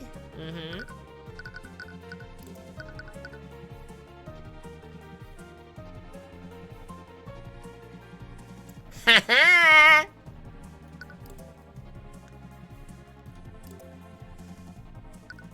No, no, no! No, it was not! Objection! Objection! Mr. Rudolph, you don't know much about magic, do you? Of course not! Are you trying to say that I should have recognized Celeste's Mageblade? No, I admit that you probably wouldn't know about Mageblade. But that's exactly where your mistake was! My mistake? Mr. Rudolph, if you were aware of how Mageblade works, then you would know that the spell emits a yellow radiant glow. Which means the blue glow you saw couldn't have possibly been Mageblade. This is ridiculous. I'll grant you that the witness clearly remembers seeing a blue glow. But what significance could such a minor detail have? It's extremely significant, Prosecutor Steelwind. If the witness did see a blue magical glow, then he must have witnessed another spell at the scene. Yeah, the piano's pretty great. It's not quite the same as the Ace Attorney cornered theme, but you know, it's pretty good. Preposterous! You don't have any evidence to back up that claim. That blue light made a large impression on the witness. He wrote it down in his book, and he specifically mentioned the color. There's no way he would be mistaken about something like that. Ugh. So what did you really see, Mr. Rudolph? Did you see my client at the scene casting a spell that she couldn't possibly cast? Or did you see another mage at the scene? Well... Your Honor, the defense has no right to accuse the witness like this. Let me remind you that perjury is a crime, Mr. Rudolph. If you are found to have lied in your testimony, you will be prosecuted. No! Wait, please! Now that is quite enough of that. Aw, shoot, here he is. The murderer takes the stand. Garrick Pierce suddenly steps down from the gallery and walks into the witness stand. He's breaking every possible rule in the book, but no one in the room moves to stop him. Cause he's like the head of the kingdom or something, right? Why would anyone stop him? The bailiff looks to the judge nervously, but the judge just narrows his eyes and carefully watches Pierce. Pierce, meanwhile, shoves the still flustered Rudolph off the stand and begins addressing the courtroom. What is he even doing here? I will not stand by while you harass my servant. Pierce, we discussed this. There is no need for you to take the stand. And what, pray tell, did they discuss? Nonsense. I have nothing to hide. And if you had done your job properly, I wouldn't have needed to intervene. Aw, shit, he's just being called out. For the first time, Steelwind doesn't seem to have control of the situation. What is the meaning of this, Miss Steelwind? Who is this man? This is Garrick Pierce, Your Honor. That is Lord Garrick Pierce to you, Steelwind. I am the honourable heir to the Pierce noble house. In any case, I must apologise. I'm afraid that these misunderstandings are entirely my fault. Yeah, cause you're the one who cast the spell that murdered him. What do you mean? You see, Rudolph wasn't the only one who witnessed the crime that fateful night. Yeah, you did cause you killed him. It was me. I was the one who witnessed the crime. I had my driver report the body so that I could remain anonymous. What? Are you saying that you had Rudolph lie for you? I simply dictated to him what I saw and had him repeat that to the law enforcement. It simply wouldn't do for a member of the nobility to appear publicly in court. Lord Pierce, regardless of your intentions, this is a very clear act of perjury.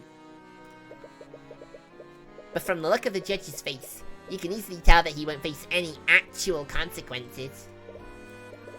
I understand, and I will accept the consequences of that. But I would be remiss if Rudolph's shoddy testimony allowed that girl to escape her crimes. Please let me testify as to what I saw that night. Very well. This is highly irregular, but I believe the court will benefit from hearing your testimony. Down with the nobleman, exactly. Down with the nobleman murderer. However, know that this misconduct has hurt your credibility. Very well. Now, where is your flaw? Here you go, the music's gotten more intense. You know it's serious. On the night of the murder, I found myself unable to sleep, so I went on a leisurely carriage ride around Cornhaven. I happened to be passing by the McCoy Tavern when I heard a loud commotion from within the building. Curious, I stopped my carriage and took singular step inside the establishment. Then I saw the scene inside. I saw the defendant stabbing that poor man twice with her sword. Garrick Pierce, he's a member of the nobility. That means that he's probably a mage, right? And he's the only other mage that was there that night. Does that mean... There's no doubt about it. He's the only person that could have left a trace of transmutation on the body. He has to be the mage that we're looking for. She's not happy. Sorry, this must be a lot for you right now. Don't worry about me. Focus on taking him down. Yes, indeedy, Celeste.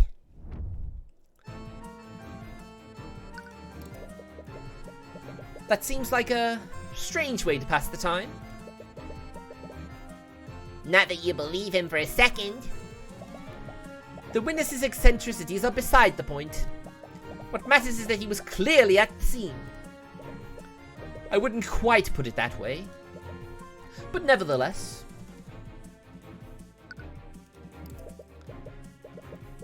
I'm guessing this commotion was the argument between my client and the victim. One would conclude that, yes. As we all know, both of them became quite loud during their argument. It's not unreasonable to say that the witness heard them from his carriage.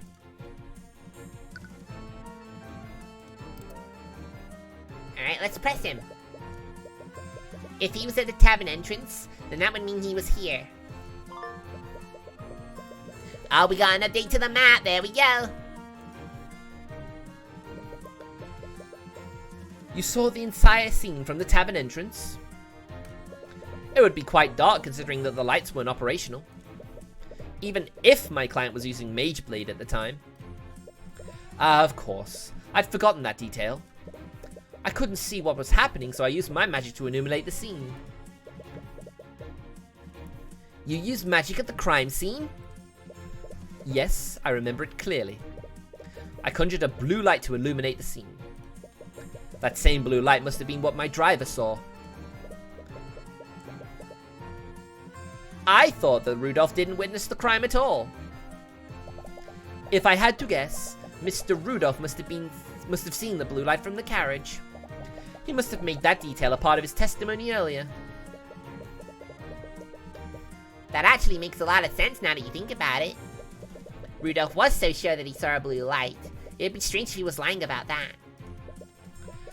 But anyways, which spell did you use to illuminate the crime scene? It was the Conjure Light spell. Right. This motive light provides illumination up to 15 feet from the caster and no further. Okay. Let's have a quick look at our evidence, shall we?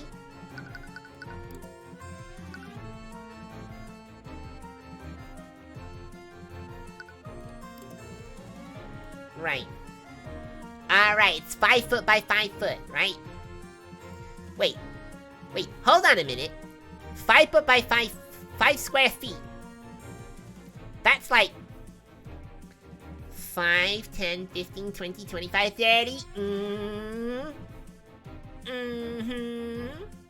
He still can't see the murder. You're right, Miss Senji. He can't.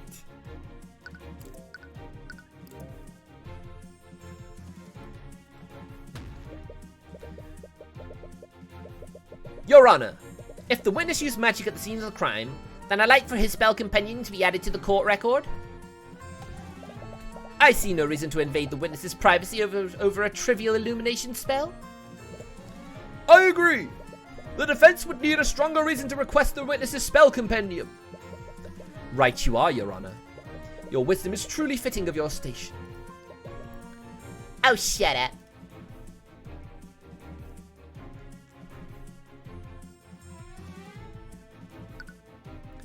Right, I'm gonna press him first, just in case. Casting a spell seems like a pretty significant detail to forget. For you, maybe. But for a practiced mage like myself, using magic is as natural as moving my arm. You admit that you wouldn't know what it was like to be a mage.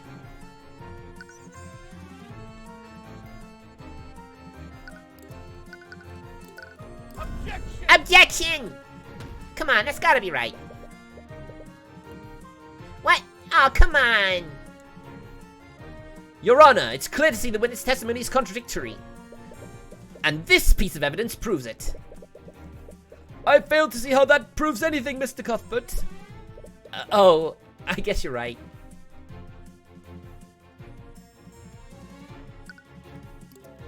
So wait, do I show the spell?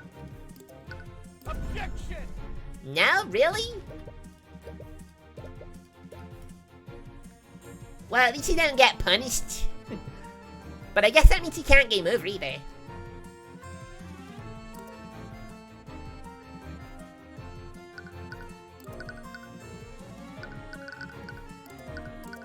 Objection! There we go.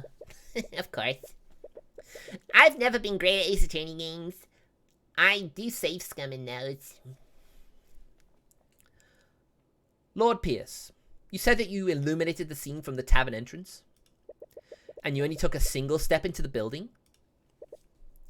Of course. I remember it very clearly. I stood only at the entrance. In that case, I'd like for you to take a look at the map of the tavern. If we take a look at this map, that would place you right here where the W is. Am I correct? Of course I was. I do not know what you wish to achieve by having me repeat that fact. Well, I find it interesting that you illuminated the crime scene from all the way back there. Considering that Conjure Light is only illuminated with an area within 15 feet! What? The spell's range is irrelevant. We've already established that the victim would have been illuminated by Mage Blade. During his testimony, Lord Pierce clearly stated that he couldn't see what was happening. That's why he cast Conjure Light in the first place. However, Conjure Light doesn't work like a normal source of light. It only provides illumination up to 15 feet of the caster and no further. If he had stayed at the entrance, his spell wouldn't have done anything to help illuminate the scene. But what does this mean? Lord Pierce, did you illuminate the crime scene or not? Well, Okay guys, sorry to sort of cut it short, but I really need to have a drink and I'm out of water, so I'll be back shortly.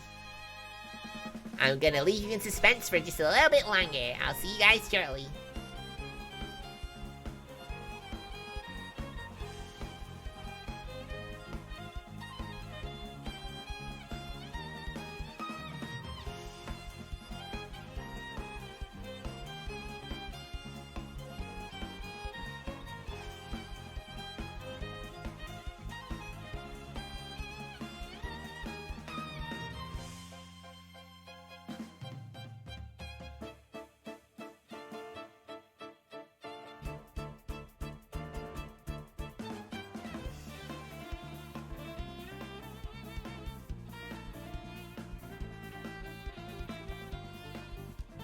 Thanks for waiting, guys. I'm back. I can answer that question for you, Your Honor. Lord Pierce did illuminate the scene of the crime. He illuminated because he was standing right where it happened. Mr. Cuthbert, are you trying to say that Lord Pierce was that close where the murder occurred? How would that be possible?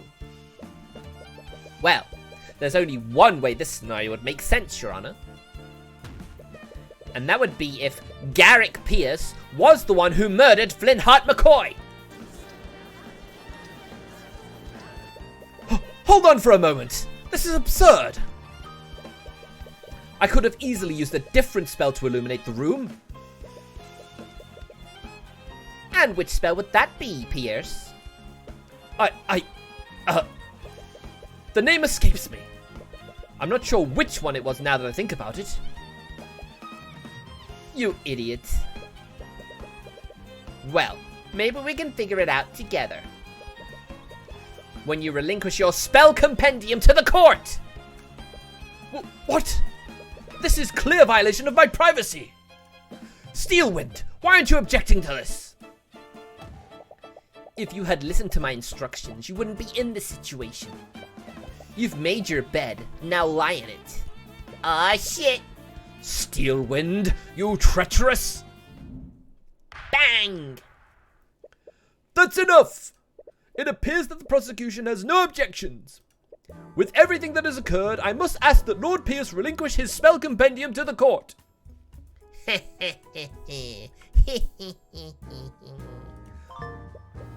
Here we go. Shall we have a look, chat? Shall we have a look at his compendium?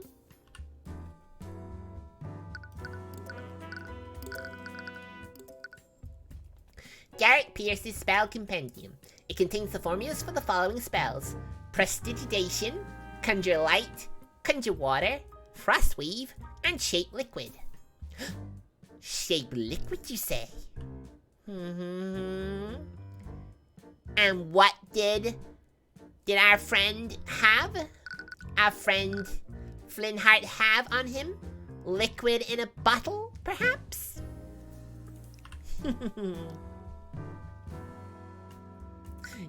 Yes, he probably was gonna say something very rude. Right. So, prestidigitation is the caster creates a simple and harmless visual effect around their hand. This effect will last for as long as they maintain concentration on this spell. Conjure Water causes water to magically flow out of the caster's hand. This water will flow so long as the caster maintains concentration on the spell. Frostwave, anything caught in the range of hit with a blast of extremely cold air. Liquids hit with this will immediately be frozen and organic life will immediately enter stages of hypothermia. Shape Liquid. While concentrating on this spell, the caster can magically manipulate up to 10 liters of liquid and form that into complex shapes. At any time, the caster can choose to freeze the liquid and solidify its current shape. After the spell ends, the frozen liquid will immediately melt. Good job, Tyrion! We got a spell compendium! With that, this case is as good as yours! Can you use magic too, Tiny Alchemist? Well, I need to defend myself when I fight monsters to get their ingredients. Although I still don't have my staff. I probably need that. Or is it? She didn't even try to stop me from taking a spell compendium. She wouldn't let that happen just to spite Lord Pierce. She definitely still has something up her sleeve. Your Honor, I've looked at the spells in Lord Pierce's compendium. Conjure Light is the only spell that he can cast that would shed a blue light. This renders his testimony and many of his statements false. Ugh. You can practically hear Lord Pierce grinding his teeth.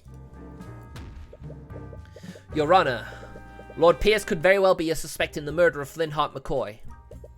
The defense argues that this presents enough reasonable doubt to acquit the defendant. I acknowledge that Lord Pierce's actions are quite suspect. However, I will not pass a verdict just yet. There is much more we need to learn. What? That's not how this works! We proved that there's reasonable doubt! That should be enough to acquit me, right? In a normal case, maybe. But it's different for this trial. Because it's against a noble. The public won't accept an unsolved homicide involving magic. Unless we can unequivocally prove your innocence, the court will keep drawing out this case. What? But that's not fair! That's just how the system works. Our court system doesn't exist to exact justice. It exists so that the kingdom can save face. No. However, the court will be suspending the trial of Miss McCoy until further notice. That is, until Lord Pierce can be investigated as a possible suspect. Objection! Eh? Nani? A possible suspect? The very idea that is preposterous, Your Honor. Damn it. You knew she was planning something. Let's revisit the basic facts of this case, shall we? Flintheart McCoy was murdered using a blade with a transmutation spell active on it. Mr. Cuthbert, why don't you tell me the spells that Lord Pierce knows? Alright. His spells are Prestidigitation, Conjure Light, Conjure Water, Frostwave and Shape Liquid. You've realized it too, haven't you? Oh, but I've already realized many spells you could use to create a blade, so I don't think that's quite right yet.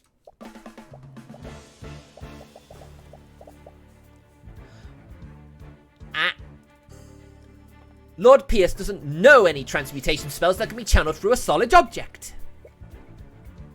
What? That can't be right.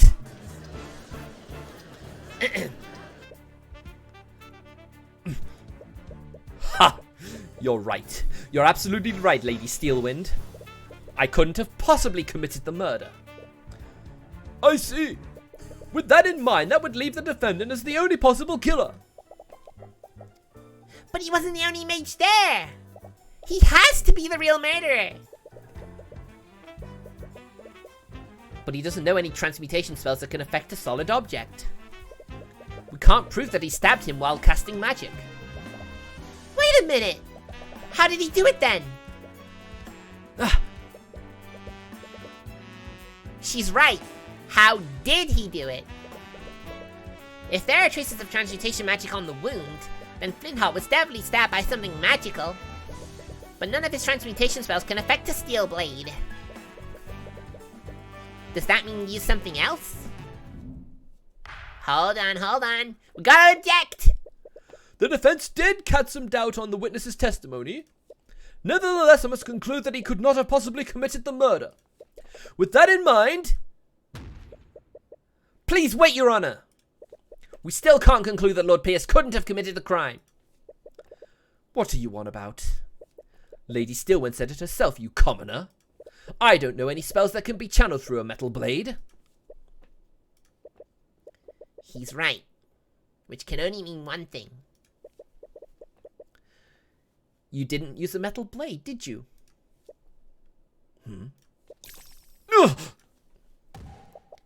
What nonsense is this? The autopsy report clearly states that the wound was created by a blade. If he didn't channel magic through a blade, how could he have possibly committed the crime? Yes, your claim seems quite contrary to the facts thus far, Mr. Cuthbert. Which spell could Lord Pierce have possibly used to kill the victim?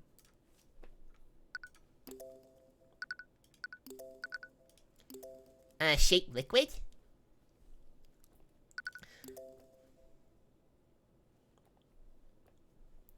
Which one? Which one could be the right one? It's one of these two. Shape liquid. Yeah, I knew it one or the other. And that was my first thought, but I thought I'd double check with chat. You see, Your Honor, Garrick Pierce didn't kill the victim using a sword. He killed him using an object shaped he killed him using an object shaped exactly like a sword. Ugh. What? I'm afraid I don't quite understand, Mr. Cuthbert. I'd like for the court to take a look at Lord Pierce's spell compendium. Garrick Pierce knows a seemingly insignificant spell called Shape Liquid. With it, he can control a body of water and shape it into any complex shape he wants.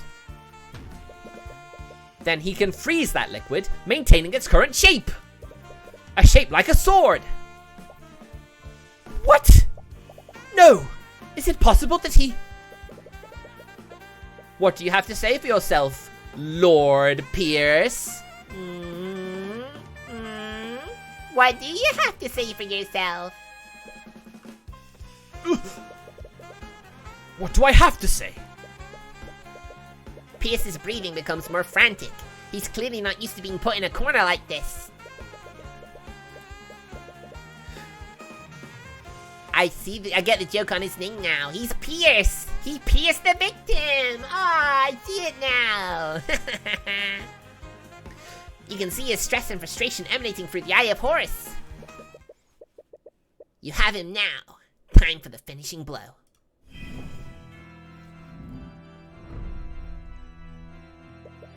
I'll tell you exactly what I have to say, you commoner. I'm not the one on trial here. We're here because that bastard child didn't know her place. She's just a peasant, yet she still learned the arcane arts. And look what happened.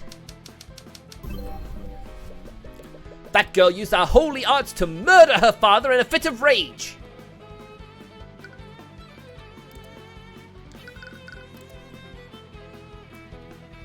Let's see.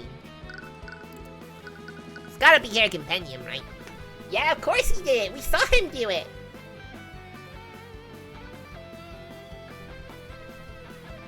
Map.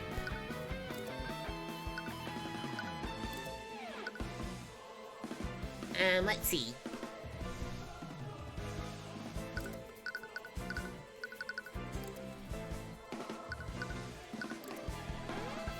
Yes, that's true. Nice call, Rasenji. And how, pray tell, did you see everything? If you recall, you testified that you only took a single step inside the inn, but you would have needed to be within 15 feet to see my client with Conjure Light. This again? If you're going to keep trading on that one detail, then I admit it. I stepped further into the inn. I kept that detail out of my testimony.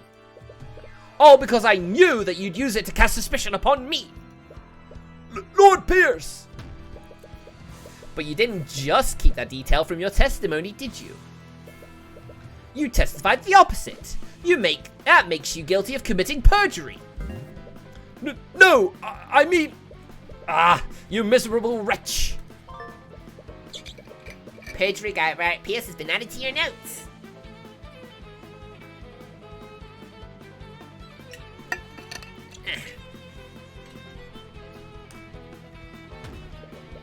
And let's not stop there. For your story to be true, you would have needed to be within 15 feet of my client. According to your testimony, my client had just finished committing a murder. Wouldn't she have noticed you? If you were that close, then you would have surely been close enough to apprehend her. So why didn't you? Don't you have a duty to your citizens? Shut up! Shut up! Shut your dirty peasant mouth! That woman was armed! I had no reason to put my life in danger! I was terrified when I saw her holding that bloody sword! My life was in danger! No. But that can't be right, can it, Lord Pierce? This photo of the crime scene shows that the sword was left in the victim's body. How could she still be wielding her sword if she left it there? What? Damn you! Damn you! Steelwind, why aren't you saying anything? What? Prosecutor Steelwind has lost her usual air of confidence. You find it strange, though. Oh my god, is now the time to be giving me a care packet? Thank you, though. Even when you had the advantage, she always maintained her usual poise. Lord Pierce, please pull yourself together. How can I regain calm when this charlatan is trying to frame me? This is a complete travesty of our justice system. And what do I get instead? Slander from some lowly defense attorney.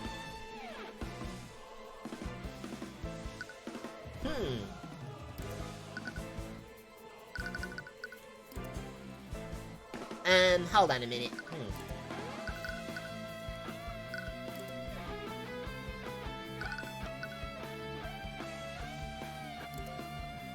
Yeah, reveal the truth, but he's committed perjury!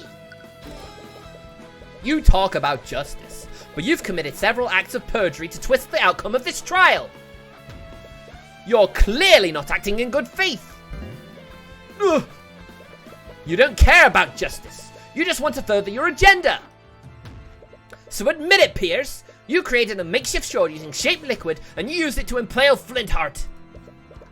You shoved my client's sword into the wound while the remnants of the real murder weapon evaporated. It was the perfect crime, wasn't it?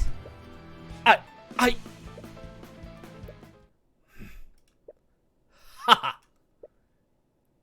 What? Lord Pierce? My apologies, Your Honor. It's just that I realized something absolutely hilarious. What? What?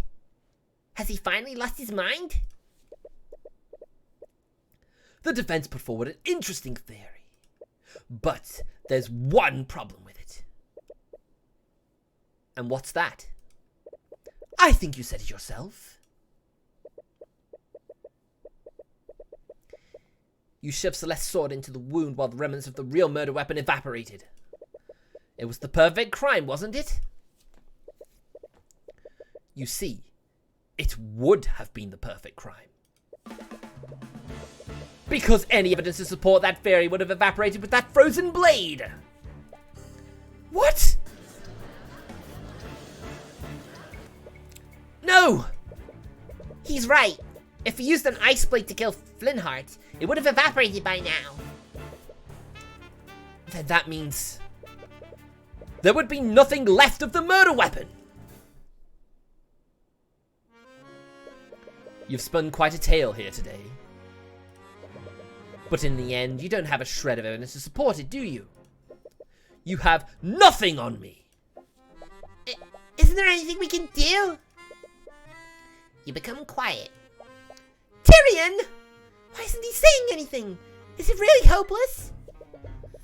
But all it takes is one look at the expression on your face. Any worry she has instantly disappears. Because she realizes the expression on your face. It's the same expression you made every time you defeated her. What is this? You can glare at me all you want. It won't change the fact that you've lost. I despise people like you. You twist the system to serve your own ends. You trample on the lives of innocent people. But as long as I'm here, I will never let that happen again! Naught can remain concealed. Here comes the empowered eye. Let's go. What did I just do? Your head feels like it's about to burst. The pain is unbearable and overwhelming. But at the same time, you feel an extreme sense of clarity.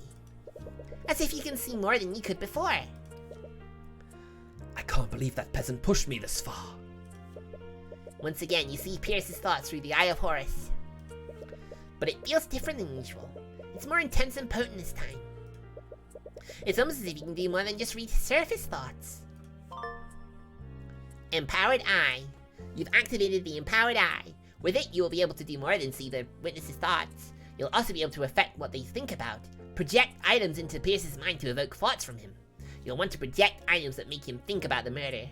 Evoking the right thoughts will raise your insight. Once your insight gauge is filled, you'll have everything you need to implicate him. Alright, first things first. His compendium. I really have an affinity for water magic, don't I? I should really learn some new spell formulas.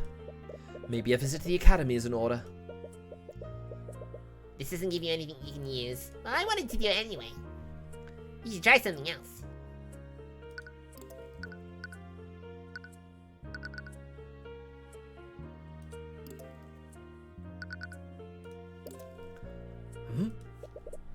Why am I thinking of such a thing?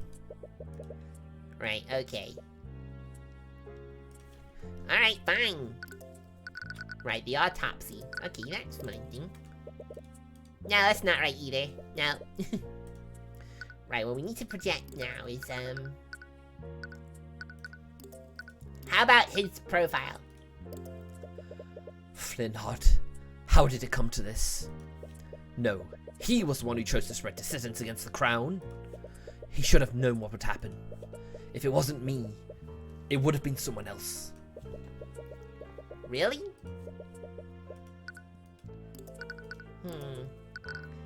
How about Frostweave? If only I could have used Frostwave, things would have been much cleaner. But using such an obvious spell would be akin to admitting that I'd done it. That makes sense. There wasn't any ice at the crime scene. You doubt that he used Frostweave during the murder. We should try something else. How about the sword? What an ornate sword. I wonder how a commoner like her obtained such a thing. I wonder if the Inquisition will let me have it once the girl is convicted. No. Alright.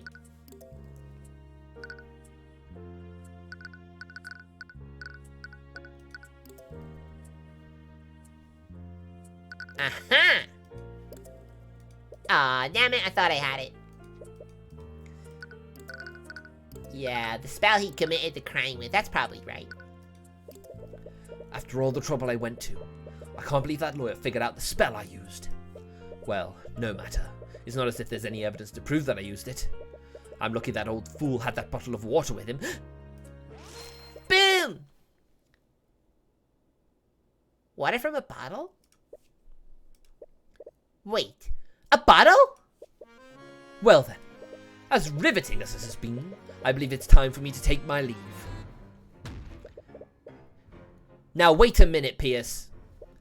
What is it now, you wretch? I'll say it as many times as you need to hear. There is no evidence of a liquefied weapon at the crime scene.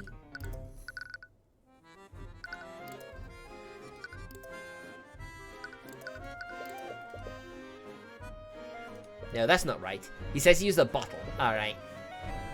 Okay, fine. The bottle, okay. I'm glad this game doesn't game over if you get too many things wrong. Although I guess that also makes it a bit too easy.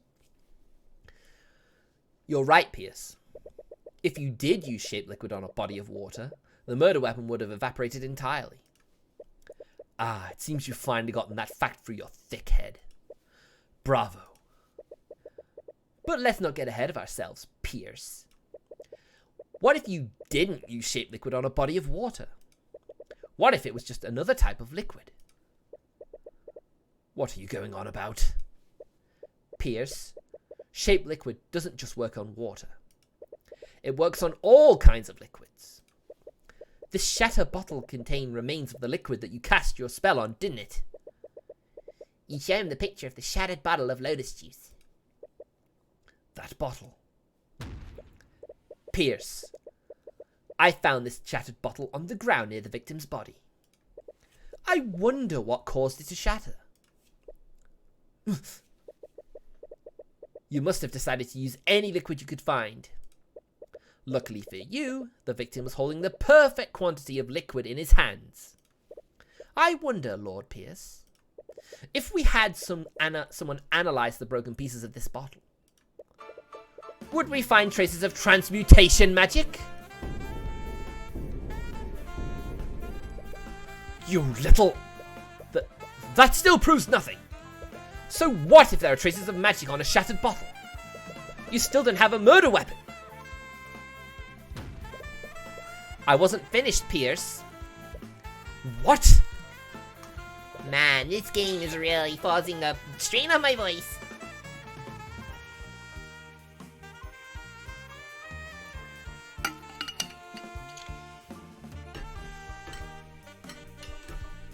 You see, the liquid contained in this bottle wasn't water.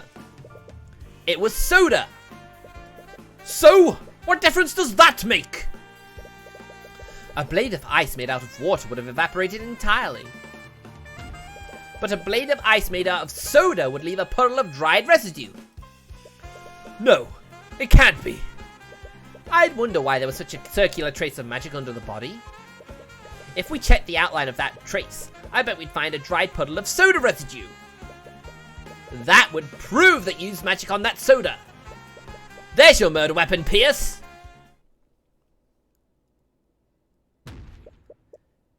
And that's checkmate. And some very sticky floors. Bailiff, tell Urim to analyze the crime scene at once. We must determine if this puddle of soda residue exists. The time window of find traces of magic is closing. I hope we make it in time. So, we had our team search the scene crime for the soda puddle. I really can't believe it, but we found it. In fact, the outline of the dried soda lined up exactly with the outline of the trace of the transmutation magic. Huh? We checked the broken bottle too. There were traces of transmutation magic on it as well. There's no doubt about it. Someone used magic on that soda. I see. Thank you, Orym. Please escort Lord Pierce back to the stand.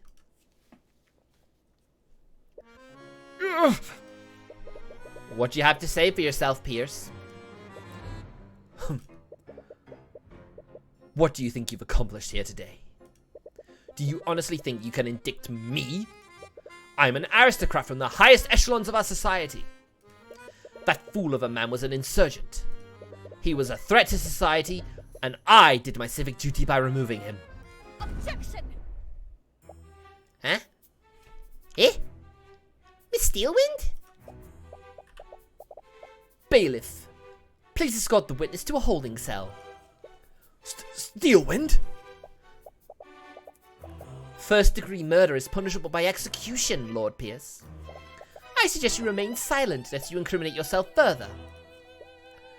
What? You can't be serious! Shut your insidious mouth! Well, what are you all waiting for? Take him away! Yes! Take him away at once! We did it! Yay! We saved Celeste and got the real murderer sent to death. Off with his head. Exactly, Junie. I can't believe it! We actually won! Tyrion and I... It's all she can do to hold back her tears. You don't need to say anything. Your face says it all. Thank you. You've more than exceeded my expectations today. Miss Tamora! I'll be honest. When I realized that the murder weapon evaporated, I thought that case was shot. I can't believe you were able to turn that around. It was just luck. If he had used water, we would have been done for. What is it, Squid Boy? It had nothing to do with luck. You were able to deduce which liquid he used. And you did it just by looking at a few shards of broken glass. Your skills of deduction never cease to amaze me. That's not exactly true. But with Celeste there, you can't tell her about your new ability.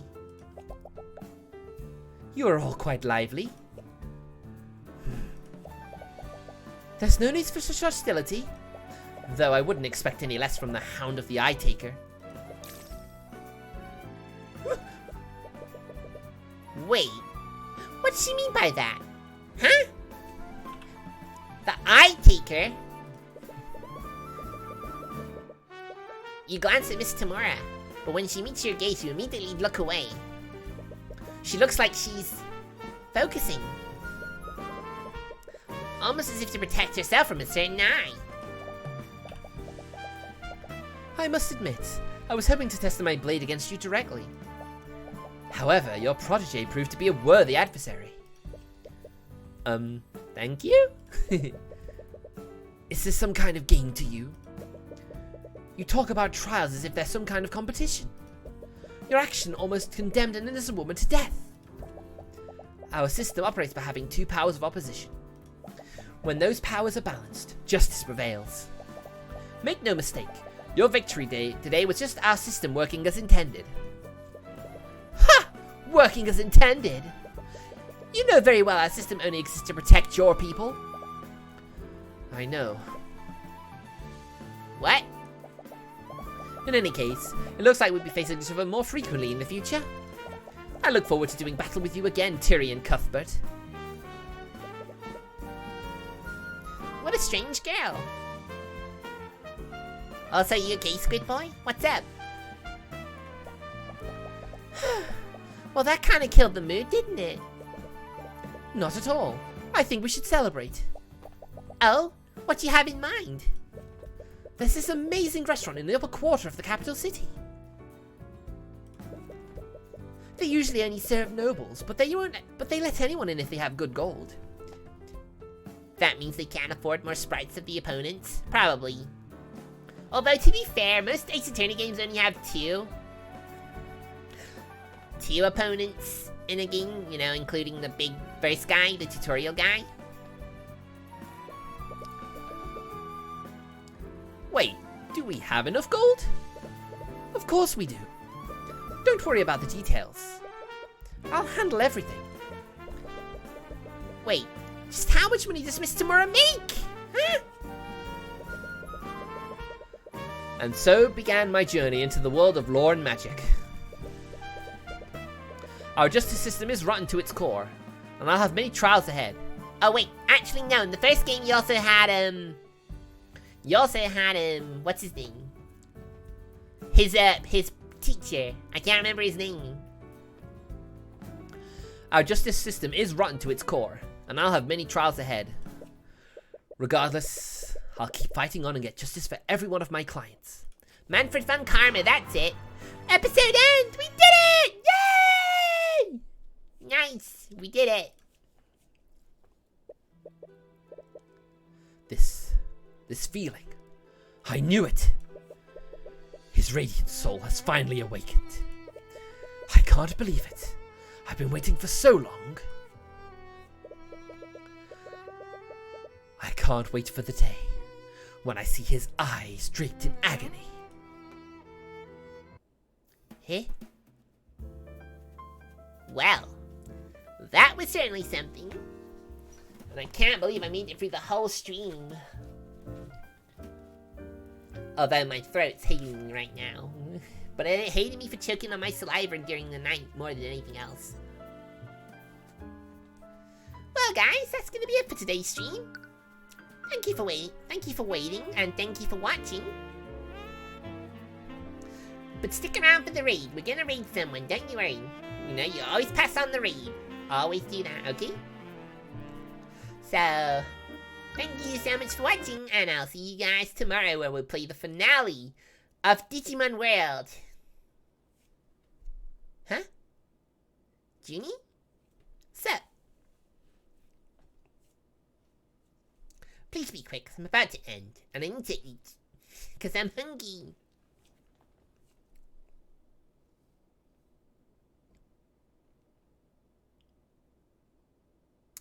No, this is the full release.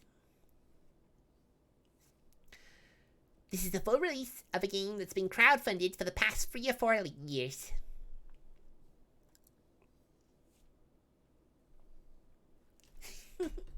Objection! Don't you want me to eat?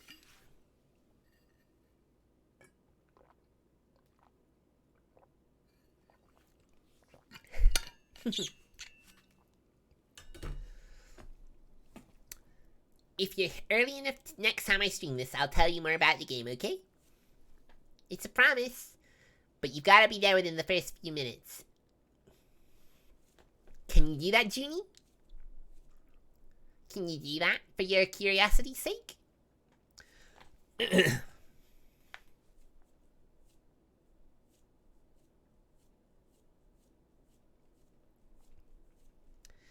Okay then. So thank you for watching, stick around for the raid, and I'll see you tomorrow for the finale of Digimon World Next Order.